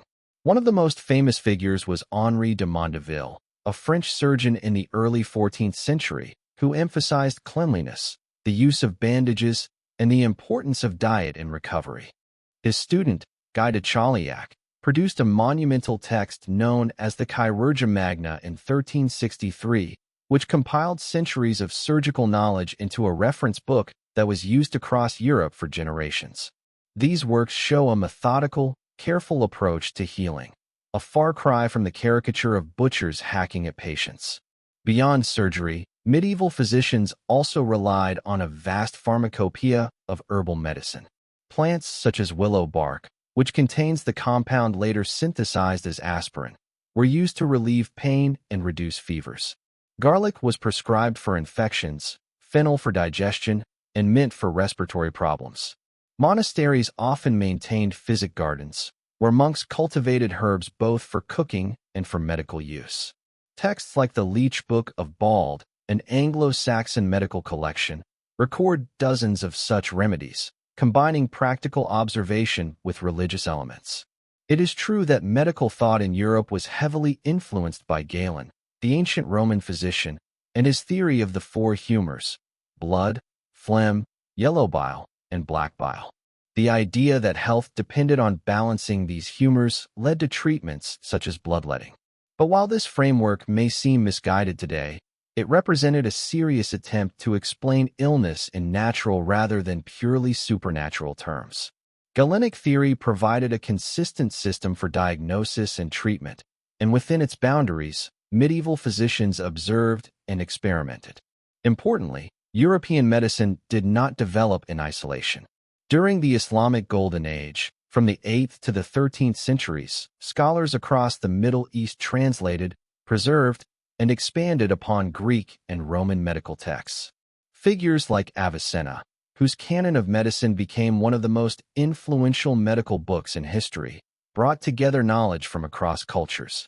Avicenna discussed contagious diseases, described the importance of quarantine, and cataloged hundreds of medicinal substances. Another physician, Al-Zarawi of Al-Andalus, wrote detailed surgical manuals complete with illustrations of instruments, tools that would not look out of place in a modern surgical kit. These texts made their way into Europe through centers like Salerno and Montpellier, where medical schools flourished in the High Middle Ages. Latin translations of Arabic works profoundly influenced European medicine, ensuring that practitioners had access to the best knowledge of the age. Far from being stagnant, medieval medicine was part of a vibrant exchange of ideas across cultures. So how did the myth of medieval medical ignorance arise? Much of it can be traced to Renaissance thinkers, who defined their era by contrast with what came before. In celebrating their rediscovery of classical antiquity, they often dismissed the Middle Ages as a dark period of superstition. Later, Enlightenment writers reinforced this view, eager to present their own age of reason as a sharp break from what they saw as the folly of earlier centuries. Medical practices such as bloodletting or the use of charms made easy targets for ridicule, overshadowing the genuine achievements in surgery, pharmacology, and public health. It is also worth noting that modern hindsight makes medieval methods appear more primitive than they were. Without microscopes or knowledge of bacteria, medieval physicians could not have developed germ theory. Yet within the limits of what they could observe, they were often remarkably rational. They recognized the value of hygiene, the importance of fresh air, and the dangers of contaminated water. During the Black Death, some cities even implemented quarantine measures, imperfect, but based on the recognition that disease could spread through contact. In truth, medieval medicine was neither wholly enlightened nor entirely backward. It was a system shaped by its time, combining classical inheritance, religious belief, and practical experience. It produced skilled surgeons, detailed medical texts, and a living tradition of herbal remedies, many of which remain the basis for modern drugs. The idea that medieval people were ignorant of the body or indifferent to health is a myth born of later prejudice. The reality is more nuanced and perhaps more admirable. In an age of limited tools, they made the most of what they had, creating a body of knowledge that carried humanity forward until science could take the next leap. The Dark Ages were dark. When we hear the phrase, the Dark Ages, most of us imagine a time when the light of civilization was extinguished. Rome had fallen, barbarians ruled the land, and Europe descended into ignorance and superstition. In this popular story, science and culture vanished for centuries, only to be rediscovered with the Renaissance. It is a dramatic image and a powerful one, but it is also a myth. The truth is that while the centuries following the fall of Rome were turbulent, they were not devoid of learning or progress. The label of darkness tells us more about how later generations chose to view the Middle Ages than about the reality of those centuries. After Rome collapsed in the West in the 5th century, political unity fractured. Cities shrank, trade networks contracted, and invasions disrupted old institutions. But the end of Roman central authority did not mean the end of culture. Instead, knowledge and traditions were preserved, reshaped, and in many ways, carried forward in new directions.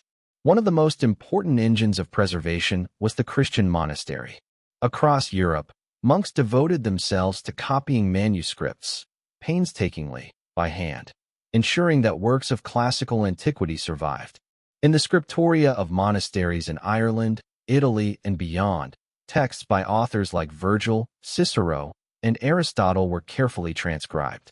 Without these efforts, much of ancient learning would have been lost forever.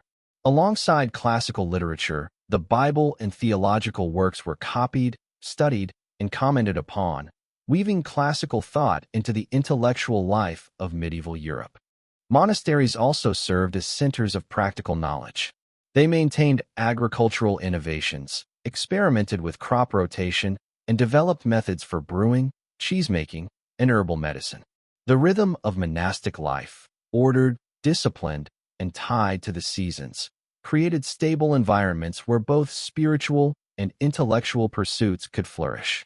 Meanwhile, far from being stagnant, medieval Europe witnessed steady technological progress. The heavy plow, first appearing in the early Middle Ages, revolutionized farming by allowing Europeans to cultivate the dense, rich soils of northern Europe. The widespread adoption of the horse collar increased agricultural productivity and transportation. Watermills and windmills spread across the continent, providing new sources of mechanical power. These innovations may not seem glamorous, but they were the foundation for population growth, urbanization, and the eventual flowering of European culture. Scientific inquiry also continued, often in dialogue with developments beyond Europe's borders. The so-called Dark Ages coincided with the flourishing of the Islamic Golden Age. In Baghdad, Cordoba, and Cairo, scholars translated Greek texts, expanded upon them, and made original contributions in fields such as mathematics, astronomy, and medicine. Figures like Al-Khwarizmi, whose name gave us the word algorithm, advanced algebra. Ibn Sina, known in the West as Avicenna, wrote medical encyclopedias that were studied in European universities for centuries. This knowledge flowed back into Europe through translation movements in places like Toledo in Spain, enriching medieval intellectual life. Far from being cut off from the wider world, medieval Europe was part of an interconnected web of learning that stretched across the Mediterranean and beyond. By the 12th century, universities were emerging in Bologna, Paris, and Oxford, creating institutions of higher learning that endure to this day. There, scholars wrestled with logic, theology, natural philosophy, and law, blending classical knowledge with contemporary insights. So why, then, do we call this period dark? The term itself originated during the Renaissance. Thinkers like Petrarch saw themselves as reviving the glory of Rome and Greece after centuries of supposed decay. To highlight their own achievements, they painted the intervening centuries as a cultural wasteland. Later, during the Enlightenment, this idea hardened into dogma. Writers such as Voltaire and Edward Gibbon cast the Middle Ages as an age of ignorance dominated by superstition and oppressive religion. By contrasting their own age of reason with the so-called darkness that came before, they elevated their intellectual project. This narrative stuck, reinforced by textbooks, popular histories, and even the way school curricula divide history into neat categories: antiquity, the Middle Ages, and the Renaissance. But historians today recognize that this picture is misleading. The Middle Ages were not a void between Rome and modernity. They were a 1,000-year period of transformation, adaptation, and continuity, in which knowledge was preserved, new ideas developed, and the foundations of European civilization were rebuilt. The myth of the Dark Ages serves as a reminder of how history is often shaped by later agendas. It is easier to tell a story of collapse and rebirth than one of gradual change. It is more dramatic to imagine 1,000 years of darkness than to acknowledge the quiet persistence of learning in monasteries, workshops, and marketplaces. In truth, the so-called Dark Ages were filled with light of a different kind, not the marble brilliance of Rome, but the glow of candles over manuscripts, the steady rhythm of mill wheels, and the intellectual sparks exchanged across cultures. When we look past the myth, we find not darkness, but continuity, resilience, and innovation. Spontaneous generation was ignorant belief. For centuries, people believed in what we now call spontaneous generation, the idea that life could arise from non-living matter. To the modern ear, it sounds almost absurd. How could anyone think that mice might spring from piles of grain, or that maggots might appear from rotting meat? We tend to dismiss this as superstition, a relic of an ignorant past. But if we pause for a moment and place ourselves in the shoes of earlier generations, the picture looks very different. Imagine living in a world without microscopes, without the ability to see bacteria or understand the invisible processes of reproduction. You store a sack of grain in the corner of a room, and soon mice are there. You leave meat unattended, and in just a few days, worms writhe across its surface. Where did they come from? Without knowledge of eggs, spores, or microscopic life, spontaneous generation seemed not only reasonable, but entirely logical. It was a way to make sense of the natural world with the tools available at the time. This belief can be traced as far back as ancient Greece. The philosopher Aristotle described spontaneous generation in his writings. He believed that living creatures could emerge from non-living material under the right conditions. Frogs from mud, flies from decaying matter, and even certain fish from sand.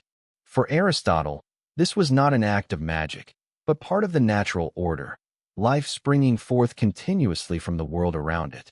His ideas were influential, and they carried forward into medieval and Renaissance thought. Even as medical knowledge advanced, spontaneous generation was rarely questioned. After all, the evidence seemed to be right in front of people's eyes. In an age when observation was often trusted over theory, the appearance of life in unexpected places offered daily confirmation. But as the centuries passed, cracks began to appear in the theory. In the 17th century, an Italian physician named Francesco Redi conducted one of the earliest controlled experiments to challenge the belief. He placed meat in jars, some open, some sealed, and some covered with fine gauze. He observed that maggots only appeared in the open jars, where flies could land. In the sealed jars, no maggots developed. Redi concluded that maggots came not from the meat itself, but from eggs laid by flies.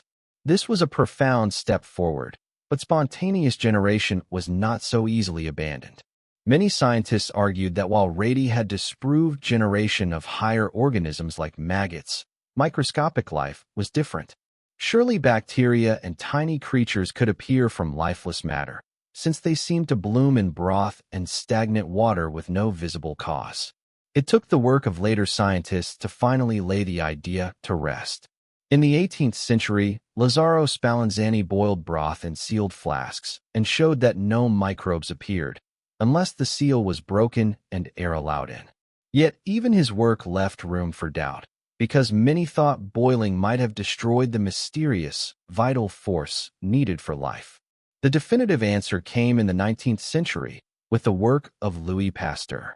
Using specially designed flasks with long, curved necks, Pasteur boiled broth while still allowing air to enter. The shape of the flask trapped dust and microorganisms, keeping the liquid inside sterile. No life appeared, proving once and for all that living things arise from other living things, not from lifeless matter. His experiments marked a turning point, laying the foundations of microbiology and germ theory. Looking back, It is easy to treat spontaneous generation as a quaint mistake, proof of how foolish people once were. But that would be unfair. The idea was not born of ignorance. It was born of observation, logic, and the limits of technology. Without microscopes, without sterile laboratory techniques, there was no way to perceive the microscopic world. What seemed obvious to Aristotle or to a farmer watching grain attract mice was a reasonable conclusion given the evidence they could see. And this perspective invites us to reflect on our own age. What beliefs do we hold today that future generations will find just as naive? For centuries, doctors believed that bloodletting could cure illness. For decades, people assumed ulcers were caused by stress, until bacteria were discovered to play a central role. Even in modern times, widely held truths have been overturned. At one time, continents were thought fixed, until plate tectonics revealed the slow dance of Earth's crust. The story of spontaneous generation reminds us that science is not about always being right. It is about building on what came before, correcting mistakes, and refining our understanding. Knowledge does not arrive fully formed. It grows, sometimes slowly, through trial, error, and revision. What once seemed obvious can later be shown to be incomplete or even entirely wrong. So when we hear that people once believed life could emerge from rotting meat, instead of scoffing, we might feel a sense of humility. They were working with the best tools they had, asking questions and observing carefully. And in their mistakes, they laid the groundwork for the discoveries that came later. In this way, even false ideas can help guide humanity toward truth. Spontaneous generation was not the product of ignorance. It was a chapter in the long story of human curiosity, a reminder that every generation sees the world through the lens of its own knowledge, and that lens is always evolving. The Puritans were prudish. When we think of the Puritans, a very specific picture often comes to mind. Stern men in black hats with buckles, women in modest bonnets. A community where laughter is frowned upon, music suppressed, and any form of joy treated as sinful. Popular culture paints them as dour and repressive, especially when it comes to pleasure and sexuality. They have become a kind of shorthand for prudishness, the ultimate killjoys of history. But this familiar image is misleading. The Puritans were strict in some respects, yes, but they were not the gray, lifeless figures we so often imagine. In fact, they celebrated many pleasures of life, and when it came to sexuality within marriage, their writings reveal an attitude that was surprisingly open, even enthusiastic. The stereotype we carry today is less about who the Puritans really were, and more about how later generations, especially the Victorians, projected their own anxieties backward. To understand the Puritans, we need to look at their religious worldview. Emerging in the late 16th and 17th centuries, the Puritans sought to purify the Church of England from practices they considered too close to Catholicism. They valued discipline, piety, and order. But this did not mean they rejected pleasure outright. Instead, they believed pleasures were God's gifts, to be enjoyed responsibly and within the right context. One of the clearest examples is their view on sexuality. While medieval Catholic teaching often treated sex as inherently tainted by sin, tolerated only for procreation, Puritan ministers preached that sexual intimacy within marriage was not only permissible, but a duty and a joy. Sermons and marriage manuals from the period urged husbands and wives to satisfy one another, physically as well as emotionally.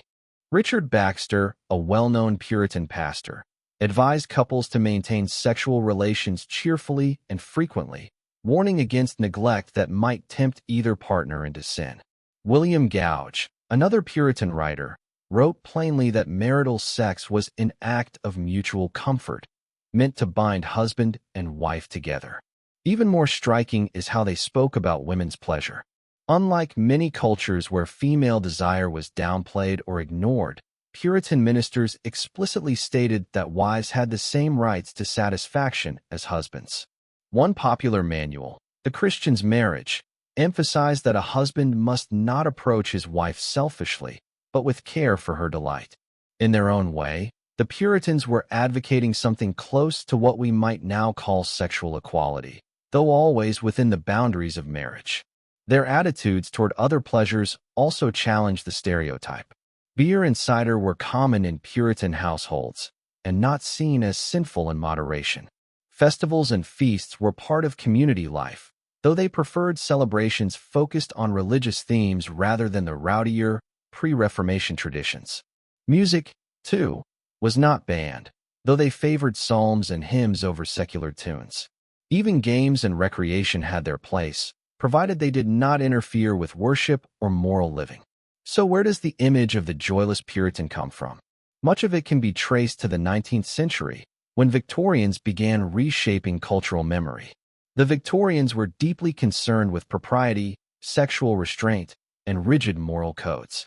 In their eyes, the Puritans became convenient symbols of repression, a way of justifying their own seriousness by imagining a historical lineage of moral strictness.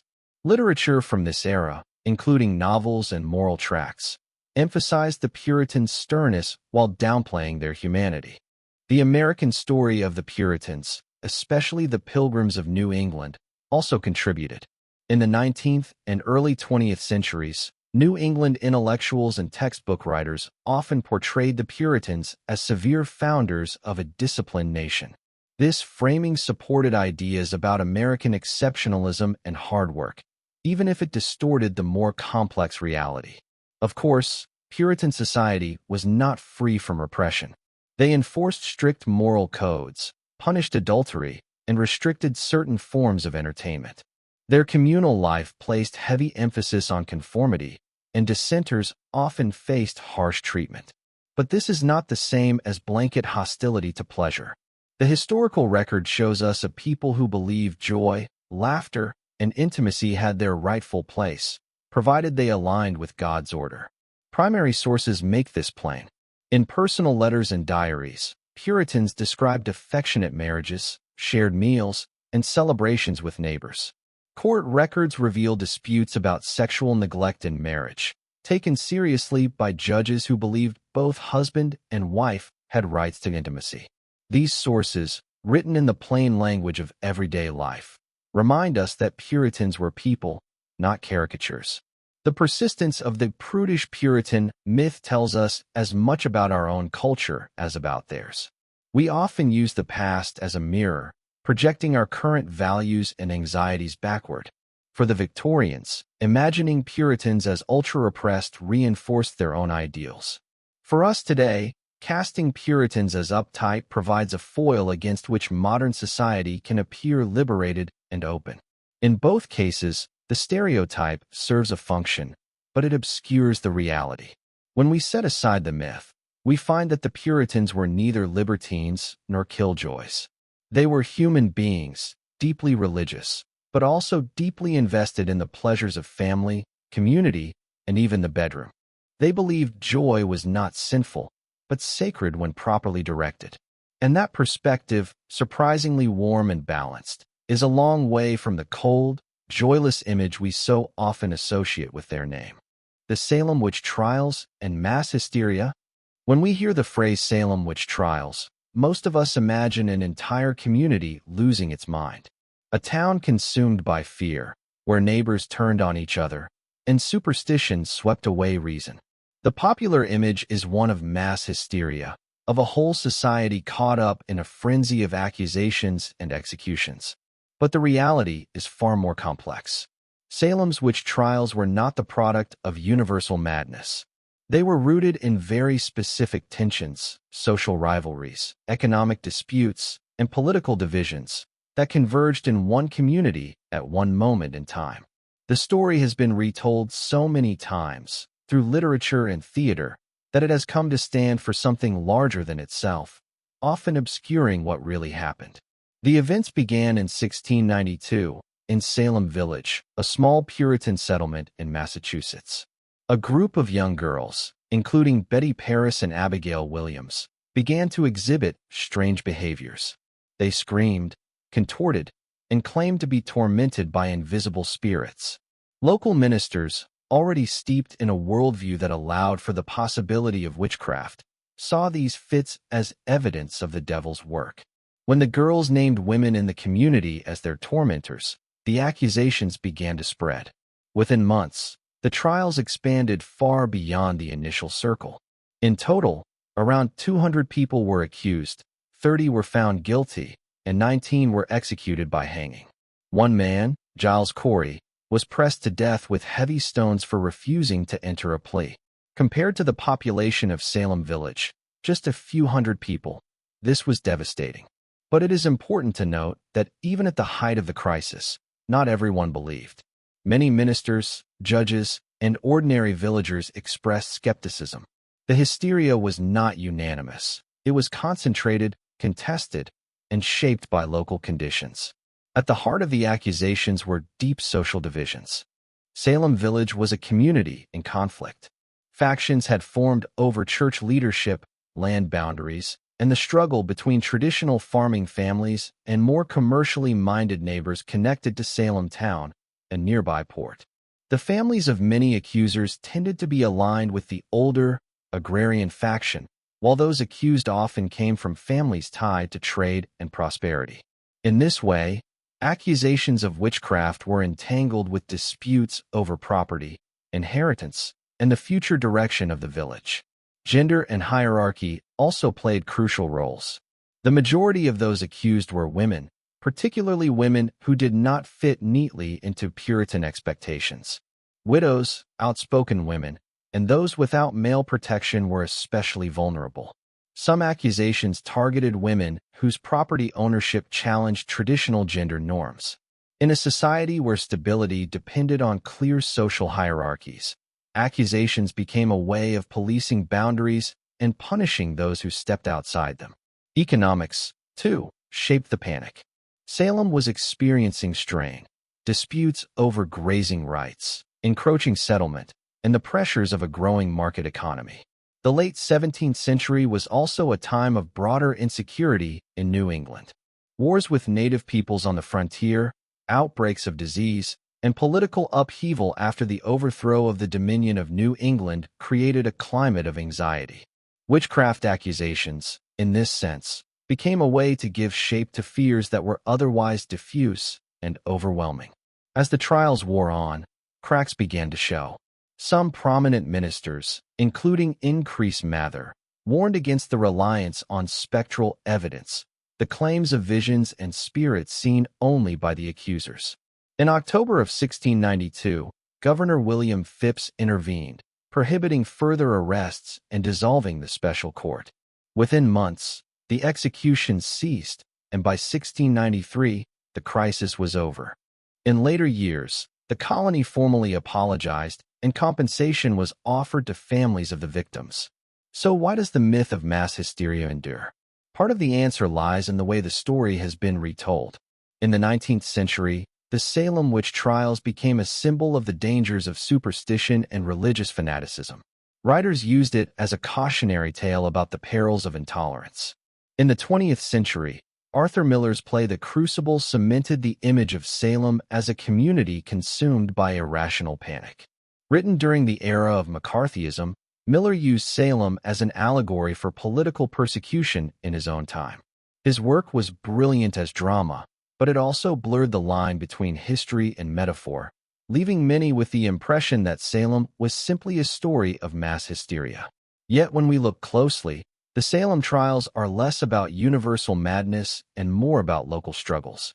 They show how personal grievances, economic pressures, and social tensions can erupt in moments of crisis.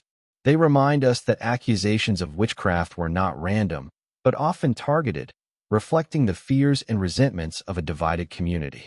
The enduring fascination with Salem lies partly in its ambiguity. It is both specific and universal, a local tragedy that has come to stand for the dangers of fear and the fragility of justice. But to understand it fully, we need to move past the myth of an entire town bewitched. The truth is subtler, not mass hysteria, but a collision of tensions that pushed one small community into catastrophe.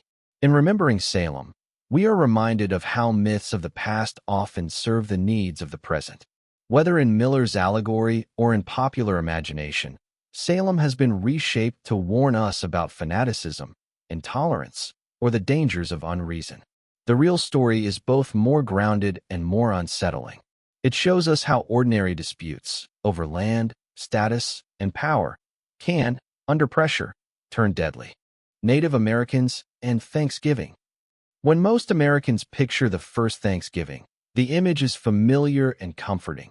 Pilgrims and Native Americans sitting together at a long wooden table, sharing roasted turkey, corn, and pumpkin pie in a moment of unity. It is remembered as a harmonious feast, a simple celebration of friendship and gratitude. But as with so many national myths, the truth is more complicated and far more revealing. The feast that took place in 1621 in Plymouth, Massachusetts, was real. It lasted 3 days, included about 50 English settlers and around 90 members of the Wampanoag Nation, and it did involve food, games, and diplomacy. But it was not the timeless moment of unity we imagine. It was the product of a fragile political alliance, born of necessity and understood very differently by each side. For the Pilgrims, a group of separatists who had broken from the Church of England and endured a brutal winter that killed nearly half of them, the feast was a celebration of survival. Their first harvest in the New World had been successful, and they were marking the occasion with a traditional English harvest home. For them, it was not a religious festival of Thanksgiving in the way we think of it today, but rather a seasonal custom transplanted to American soil. For the Wampanoag people, led by the sachem Massasoit, the gathering was part of a broader political strategy. The Wampanoag had been weakened by epidemics introduced by European contact in the years before Plymouth's founding. Their rivals, the Narragansett, remained strong. Forming an alliance with the newly arrived English offered protection and potential advantages in a changing landscape of power.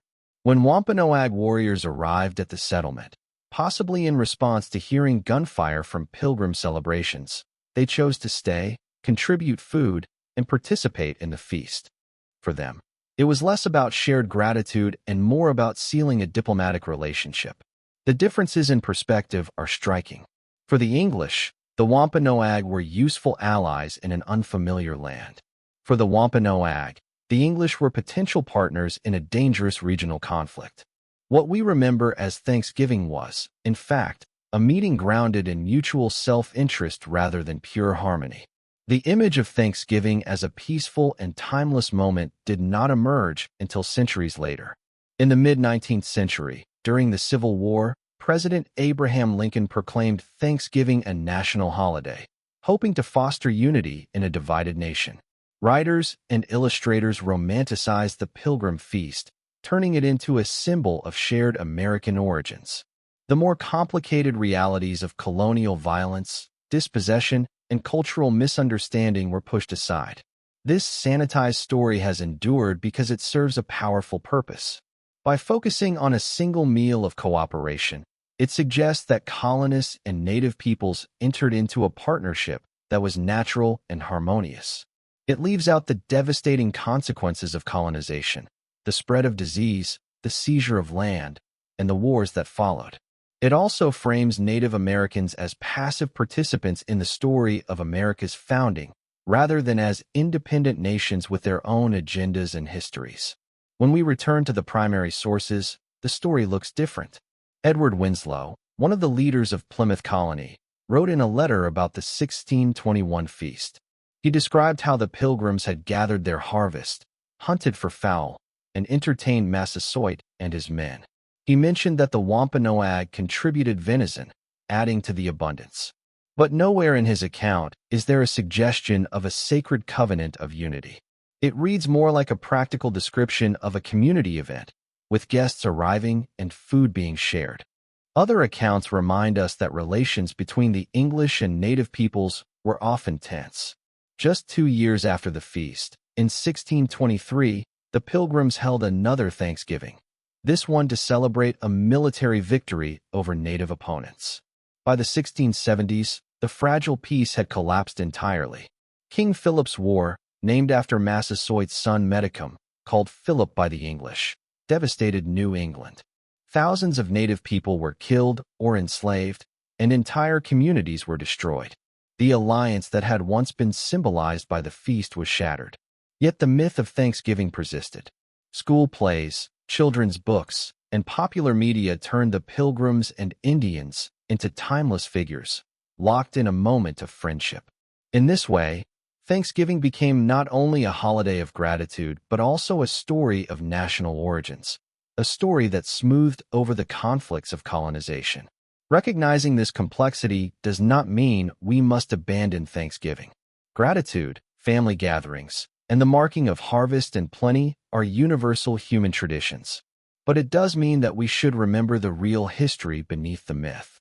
Thanksgiving was not the birth of unity, but a temporary meeting of two communities with different needs and very different futures. For Native Americans today, Thanksgiving can carry painful associations. Some view it as a national day of mourning, remembering the losses that followed colonization. Others have sought to reclaim it, emphasizing survival, resilience, and the continuity of Native traditions despite centuries of hardship. Both perspectives remind us that history is never a single story. The true lesson of Thanksgiving may not lie in the idea of a perfect feast shared in harmony, but in the reminder that myths are powerful. They shape how we see ourselves as a people. The Thanksgiving myth tells us who Americans imagine themselves to be, a nation founded in cooperation and abundance. The reality is more complicated, but also more human, a story of survival, diplomacy, and the fragile negotiations that mark all encounters between peoples. The space race was about exploration. When we look back at the 1960s, one image seems to capture the era more than any other. An astronaut standing on the moon, visor reflecting the barren surface, with the American flag planted proudly in the lunar soil. It is remembered as a triumph of exploration, the culmination of humanity's oldest dream, to travel beyond Earth and touch the stars. The story is often told as if the Apollo program was motivated by nothing more than curiosity, science, and the spirit of discovery. But the truth is more complicated. The race to the moon was not born out of a shared love for the cosmos. It was a battlefront of the Cold War, a high-stakes competition between the United States and the Soviet Union. At its core, the space race was about power, prestige, and military technology. Exploration was the public face, but politics drove the engine. The Soviet Union struck the first blow in 1957, when Sputnik 1 became the first artificial satellite to orbit the Earth. For Americans, the shock was immense. Suddenly, the skies above were no longer neutral. A rival superpower had placed an object in space, and if it could launch a satellite, it could also launch nuclear weapons across continents. The panic that followed was not about stargazing, it was about security. Sputnik symbolized the fear that the U.S. was falling behind in science, technology, and global influence. This fear fueled massive investment. In 1958, the United States created NASA, the National Aeronautics and Space Administration. Its mission was publicly framed in terms of exploration and peaceful progress. Behind the scenes, however, much of its funding and technology was closely tied to the military. Rockets that could send astronauts into orbit were, at their core, the same rockets that could deliver nuclear warheads. Space became the ultimate theater to showcase technological dominance. President John F. Kennedy made this clear in 1961, when he declared that America would land a man on the moon before the decade was out. His speech at Rice University is often remembered for its soaring rhetoric about doing things not because they are easy, but because they are hard. But it is worth remembering the context. Just weeks earlier, the Soviets had sent Yuri Gagarin into orbit, the first human in space. The United States had been humiliated. Kennedy's lunar pledge was not primarily about exploring space for science's sake. It was about proving that America could outmatch the Soviet Union in the most visible, most spectacular way possible. NASA understood this, but it also knew how to frame the narrative. Its public relations campaigns emphasized astronauts as explorers and scientists. Images of weightless experiments, astronauts gazing out at Earth, and lunar rock samples reinforced the idea of noble discovery. And to be fair, much science was done. Satellites transformed meteorology and communications. Lunar missions expanded our knowledge of the moon's geology. But these scientific achievements were always wrapped in a larger purpose, demonstrating that America's system of government, industry, and innovation could outperform its rival. The story of the space race also includes a more uncomfortable truth. Both the US and the Soviet Union built their programs on the expertise of former Nazi scientists. The most famous was Wernher von Braun, the German engineer who had designed the V-2 rocket used against Allied cities during World War II. After the war, he and his team were brought to the United States under Operation Paperclip. Officially, their Nazi ties were downplayed. In practice, their skills were indispensable. Von Braun's Saturn V rocket would eventually launch Apollo astronauts to the moon. It was a strange irony. America's crowning technological achievement relied heavily on men who had once served Hitler's regime. This blending of politics, military necessity, and uncomfortable compromises shows us that the space race was not simply a story of human curiosity. It was a story of national rivalry played out above the earth. Yet myths are powerful, and over time, the narrative shifted. The Cold War ended, but the images of astronauts walking on the moon remained. Popular memory recast the missions as milestones in a broader human journey to the stars. The political urgency of the 1960s faded, replaced by the romantic image of explorers pushing the boundaries of possibility. There is no doubt that the space race inspired millions, advanced science, and opened new frontiers. But when we peel back the myth, we see how deeply it was shaped by the anxieties and ambitions of its time. The rockets were symbols of power as much as they were vehicles of discovery. The astronauts were soldiers in a propaganda war, as much as they were pioneers. And perhaps that is the real lesson. Humanity does not advance in straight lines of pure curiosity. Progress is tangled, driven by competition, fear, pride, and ambition, as well as by wonder. The moon landings were both a triumph of exploration and a chapter in a geopolitical struggle. To remember only one side is to miss the complexity of the story. The 1950s as the Golden Age. When people look back on the 1950s in the United States, they often picture a world of picket fences, gleaming new cars, and happy nuclear families gathered around black and white televisions. It is remembered as an era of prosperity and harmony. When the economy boomed, communities felt safe, and traditional values seemed secure. Politicians and advertisers alike still invoke the image of the 1950s as America's golden age, a simpler and better time compared to the present. But this nostalgic picture hides a much more complicated reality. While there was indeed rapid growth and optimism in the 1950s, the benefits were far from universal. For many groups, the decade was marked not by prosperity but by exclusion, discrimination, and struggle.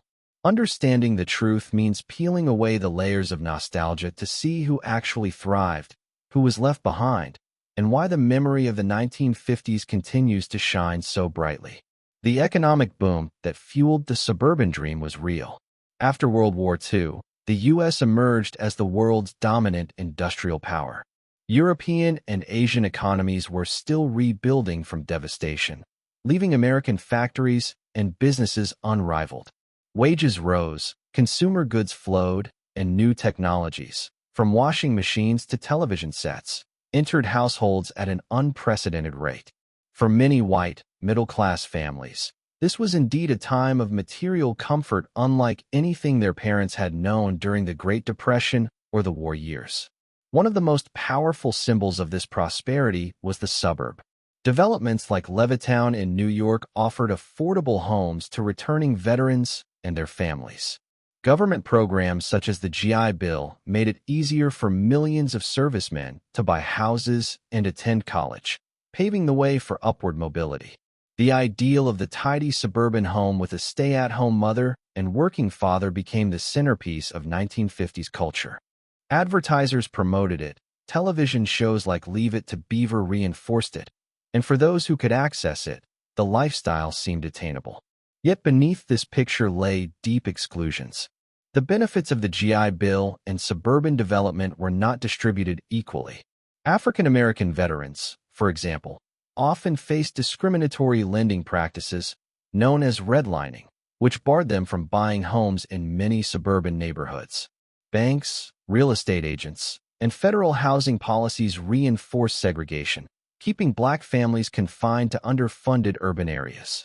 While white families built wealth through homeownership that would be passed down to future generations, many minority families were locked out of this opportunity entirely.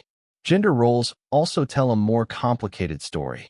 The 1950s are remembered as an era when men provided for their families, while women embraced domesticity. In reality, many women worked outside the home, especially women of color who often had no choice but to earn wages in addition to household duties. For middle-class white women, the pressure to conform to the ideal of the cheerful homemaker could be stifling. Behind the glossy images in magazines, rates of depression and feelings of isolation were common. Betty Friedan's The Feminine Mystique, published in the early 1960s, would give voice to this problem that has no name, revealing the hidden costs of rigid gender expectations. The image of social harmony is also misleading. The 1950s were a time of deep racial tension. The landmark Supreme Court decision in Brown v. Board of Education in 1954 declared segregated schools unconstitutional, sparking fierce resistance across the South. The Montgomery bus boycott in 1955 signaled the rise of the civil rights movement. Far from being an age of consensus, the 1950s were a period of brewing conflict that would explode into the struggles of the 1960s. For other marginalized groups, the era was equally challenging. Mexican-American laborers, Native Americans, and Asian Americans often worked in low-paying jobs with little access to the prosperity celebrated in popular culture. The government's termination policies toward Native tribes aimed to dismantle reservations and assimilate Native peoples, often worsening poverty. Meanwhile, LGBTQ individuals lived under constant threat of persecution, with police raids on gay bars and laws criminalizing same-sex relationships. This was hardly the harmonious world evoked by nostalgic memory. So why does the myth of the 1950s as a golden age persist? Part of the reason lies in the power of media.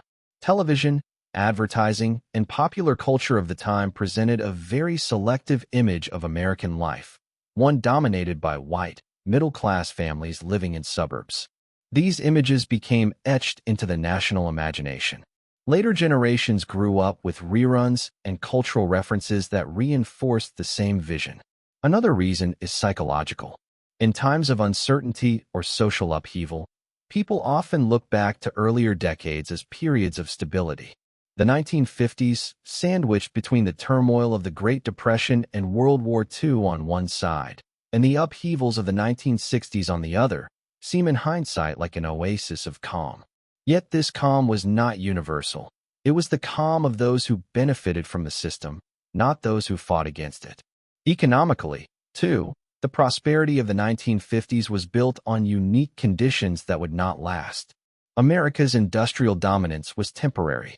By the 1970s, other countries had rebuilt and began competing, while automation and globalization changed the labor market. The inequality that had been masked during the 1950s would reemerge in sharper form later in the century. The suburban dream of the 1950s was real for many, but it was never available to all. To remember it as a universal golden age is to ignore the experiences of those excluded by race, class, gender, or sexuality. At the same time, the myth serves a purpose. It offers a comforting story of stability and prosperity, even if that story is incomplete. When we strip away the nostalgia, we see the 1950s more clearly. It was a time of growth, but also exclusion. A time of apparent harmony, but also deep conflict beneath the surface. It was not a golden age for everyone, and recognizing that complexity allows us to understand not only the past, but also the myths we tell ourselves about it. The counterculture changed everything. When people think of the 1960s, they often imagine an era of sudden upheaval. Young people in the streets protesting war, Music festivals filled with long-haired hippies, civil rights marches, psychedelic art, and the sense that society was transformed almost overnight. The decade has become a kind of shorthand for revolution, for a dramatic break between an old world of conformity and a new world of freedom and expression. Many remember it as if the counterculture changed everything, reshaping politics, culture, and personal life in just a few short years. But like many historical myths, the truth is more complex. The 1960s were indeed a period of visible activism and cultural experimentation. Yet many of the changes we associate with the decade were already in motion long before the counterculture appeared. The dramatic stories of rebellion and revolution often overshadow the quieter, gradual transformations that had been reshaping American society for decades. The counterculture was part of this larger arc of change, but it did not invent it out of thin air. Take civil rights, for example. The 1960s are remembered for landmark achievements such as the Civil Rights Act of 1964 and the Voting Rights Act of 1965, alongside iconic figures like Martin Luther King Jr. and Malcolm X. Yet the foundations of this movement had been laid in the 1940s and 1950s. Black veterans returning from World War II demanded the rights they had fought for abroad. Court cases like Brown versus Board of Education in 1954 and grassroots activism in the South long predated the marches of the 1960s. The counterculture often embraced the civil rights struggle, but it was stepping into a movement already decades in the making. The same is true of women's liberation. The image of liberated women rejecting 1950s domesticity is strongly tied to the late 1960s and early 1970s, but dissatisfaction with rigid gender roles had been brewing for years. More women were entering the workforce by mid-century, especially during and after World War II, when necessity drew them into jobs once reserved for men. Betty Friedan's The Feminine Mystique, published in 1963, spoke to frustrations that were already widespread among middle-class women. The counterculture often presented itself as breaking new ground, but in reality, it was accelerating debates and struggles that had deeper roots. Cultural shifts, too, were gradual. Rock and roll, the music so closely tied to the youth rebellion of the 1960s, had emerged in the 1950s, drawing on rhythm and blues traditions from Black communities. The sexual revolution was not confined to Woodstock or Haight-Ashbury. It was enabled by the invention of the birth control pill in 1960 and shaped by earlier discussions of sexuality from figures like Alfred Kinsey in the late 1940s and early 1950s. Even attitudes toward authority and individual freedom, so central to the counterculture's image, had precedence in the Beat generation of the 1950s, whose writers and poets experimented with alternative lifestyles and challenged conformity. This doesn't mean the counterculture had no impact. The visibility of young people rejecting mainstream norms through clothing, music, protests, and communal living captured public attention in a way that earlier gradual shifts had not. But here we see the power of media in shaping perception. Television news broadcast images of anti-war demonstrations, campus sit-ins, and psychedelic festivals to millions of households. Magazines ran stories about hippies, turning what was in reality a relatively small subculture into a symbol of a generational divide. The narrative of the 1960s as a time when everything changed was, to a large degree, created by the way these events were covered and remembered. And in truth, the counterculture itself was never as dominant as the myth suggests. Most young people in the 1960s did not live in communes or attend protest rallies. Many lived fairly conventional lives, going to school, working jobs, and starting families. For every Woodstock, there were countless neighborhoods where life went on in more ordinary ways. The idea that the whole of American society turned upside down in one decade is an exaggeration, a story amplified by media attention and later nostalgia. There is also continuity in what followed. The 1970s, far from being a completely new era, carried forward many of the same struggles. Debates over feminism, ongoing battles for racial equality, protests against foreign wars, and questions of environmental responsibility. Some historians argue that the true social transformations of modern America were the product of longer processes stretching from the 1940s through the 1980s, not a sudden burst confined to the 1960s. So why do we cling to the idea of the counterculture as a turning point? Partly because dramatic narratives are easier to remember than gradual ones. Saying that the 1960s changed everything creates a clear story. Before, society was one way, and after, it was another. It simplifies history into neat packages of cause and effect. For those who lived through it, the imagery of the time, the music, the marches, the clashes with authority, felt immediate and powerful. For later generations, the myth of the 1960s as an age of transformation offers either a model of inspiration or a cautionary tale, depending on one's perspective. The truth is subtler. The counterculture was real, and it had influence, but it was one chapter in a longer, more gradual story of social evolution. The civil rights struggle, women's liberation, new attitudes toward sexuality, and challenges to authority all had deeper roots and longer legacies. Media attention and cultural memory exaggerated the sense of rupture, turning the 1960s into a symbol of radical change. When we strip away the myth, we see both sides. The spectacle of youth rebellion that defined the decade's image, and the quieter, steady transformations that were already underway and would continue long after.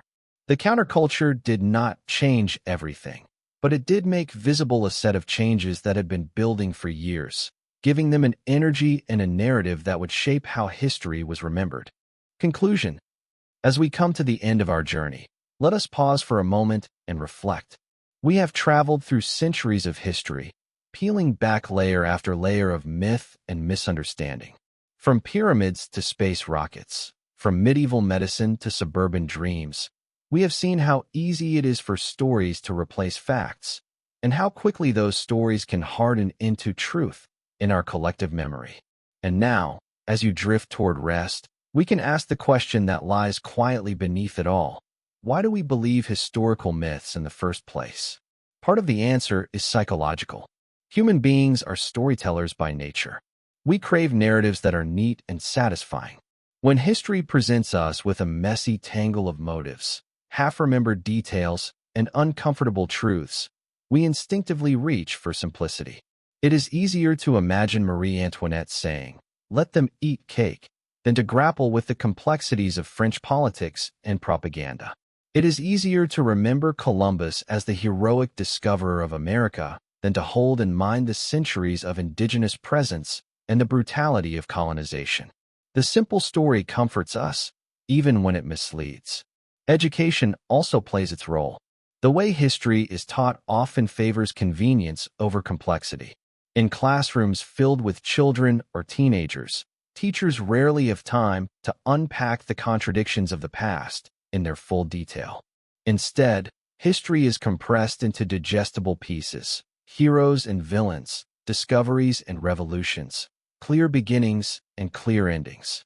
Textbooks smooth the rough edges so that the story flows more easily. And while this makes learning accessible, it also means that generations grow up with half-truths, simplified myths that can be very hard to unlearn later. Entertainment reinforces this even further. Films, novels, and television shows thrive on drama. They shape our imagination far more than textbooks ever could. Think of how many people picture Vikings with horned helmets, even though archaeology tells us otherwise. The image is too striking, too memorable to fade. Or how Longfellow's poem about Paul Revere, written decades after the event, became the version of history that millions still believe. Storytelling has a power beyond fact, and once a myth is given a stage, it can be nearly impossible to replace it. There is also a deeper cognitive habit at play, our tendency to find patterns and confirm what we already think we know. Psychologists call it confirmation bias. When a story fits our worldview, we accept it readily, often without checking whether it is true. The Wild West as a lawless frontier fits the American self-image of rugged independence, so the myth endures. The idea of World War II as the good war fits the narrative of moral clarity, so it overshadows the complexities. We rarely ask what we are not seeing, because our minds are more comfortable with the familiar pattern than with the inconvenient fact. And yet, when we step back, we begin to see the larger truth. History is not just facts on a page. It is interpretation shaped by who is telling the story, when, and why. Each generation rewrites the past in its own image. Enlightenment thinkers spoke of a dark age, not because the early Middle Ages were truly devoid of progress, but because they wanted to emphasize their own brilliance by contrast.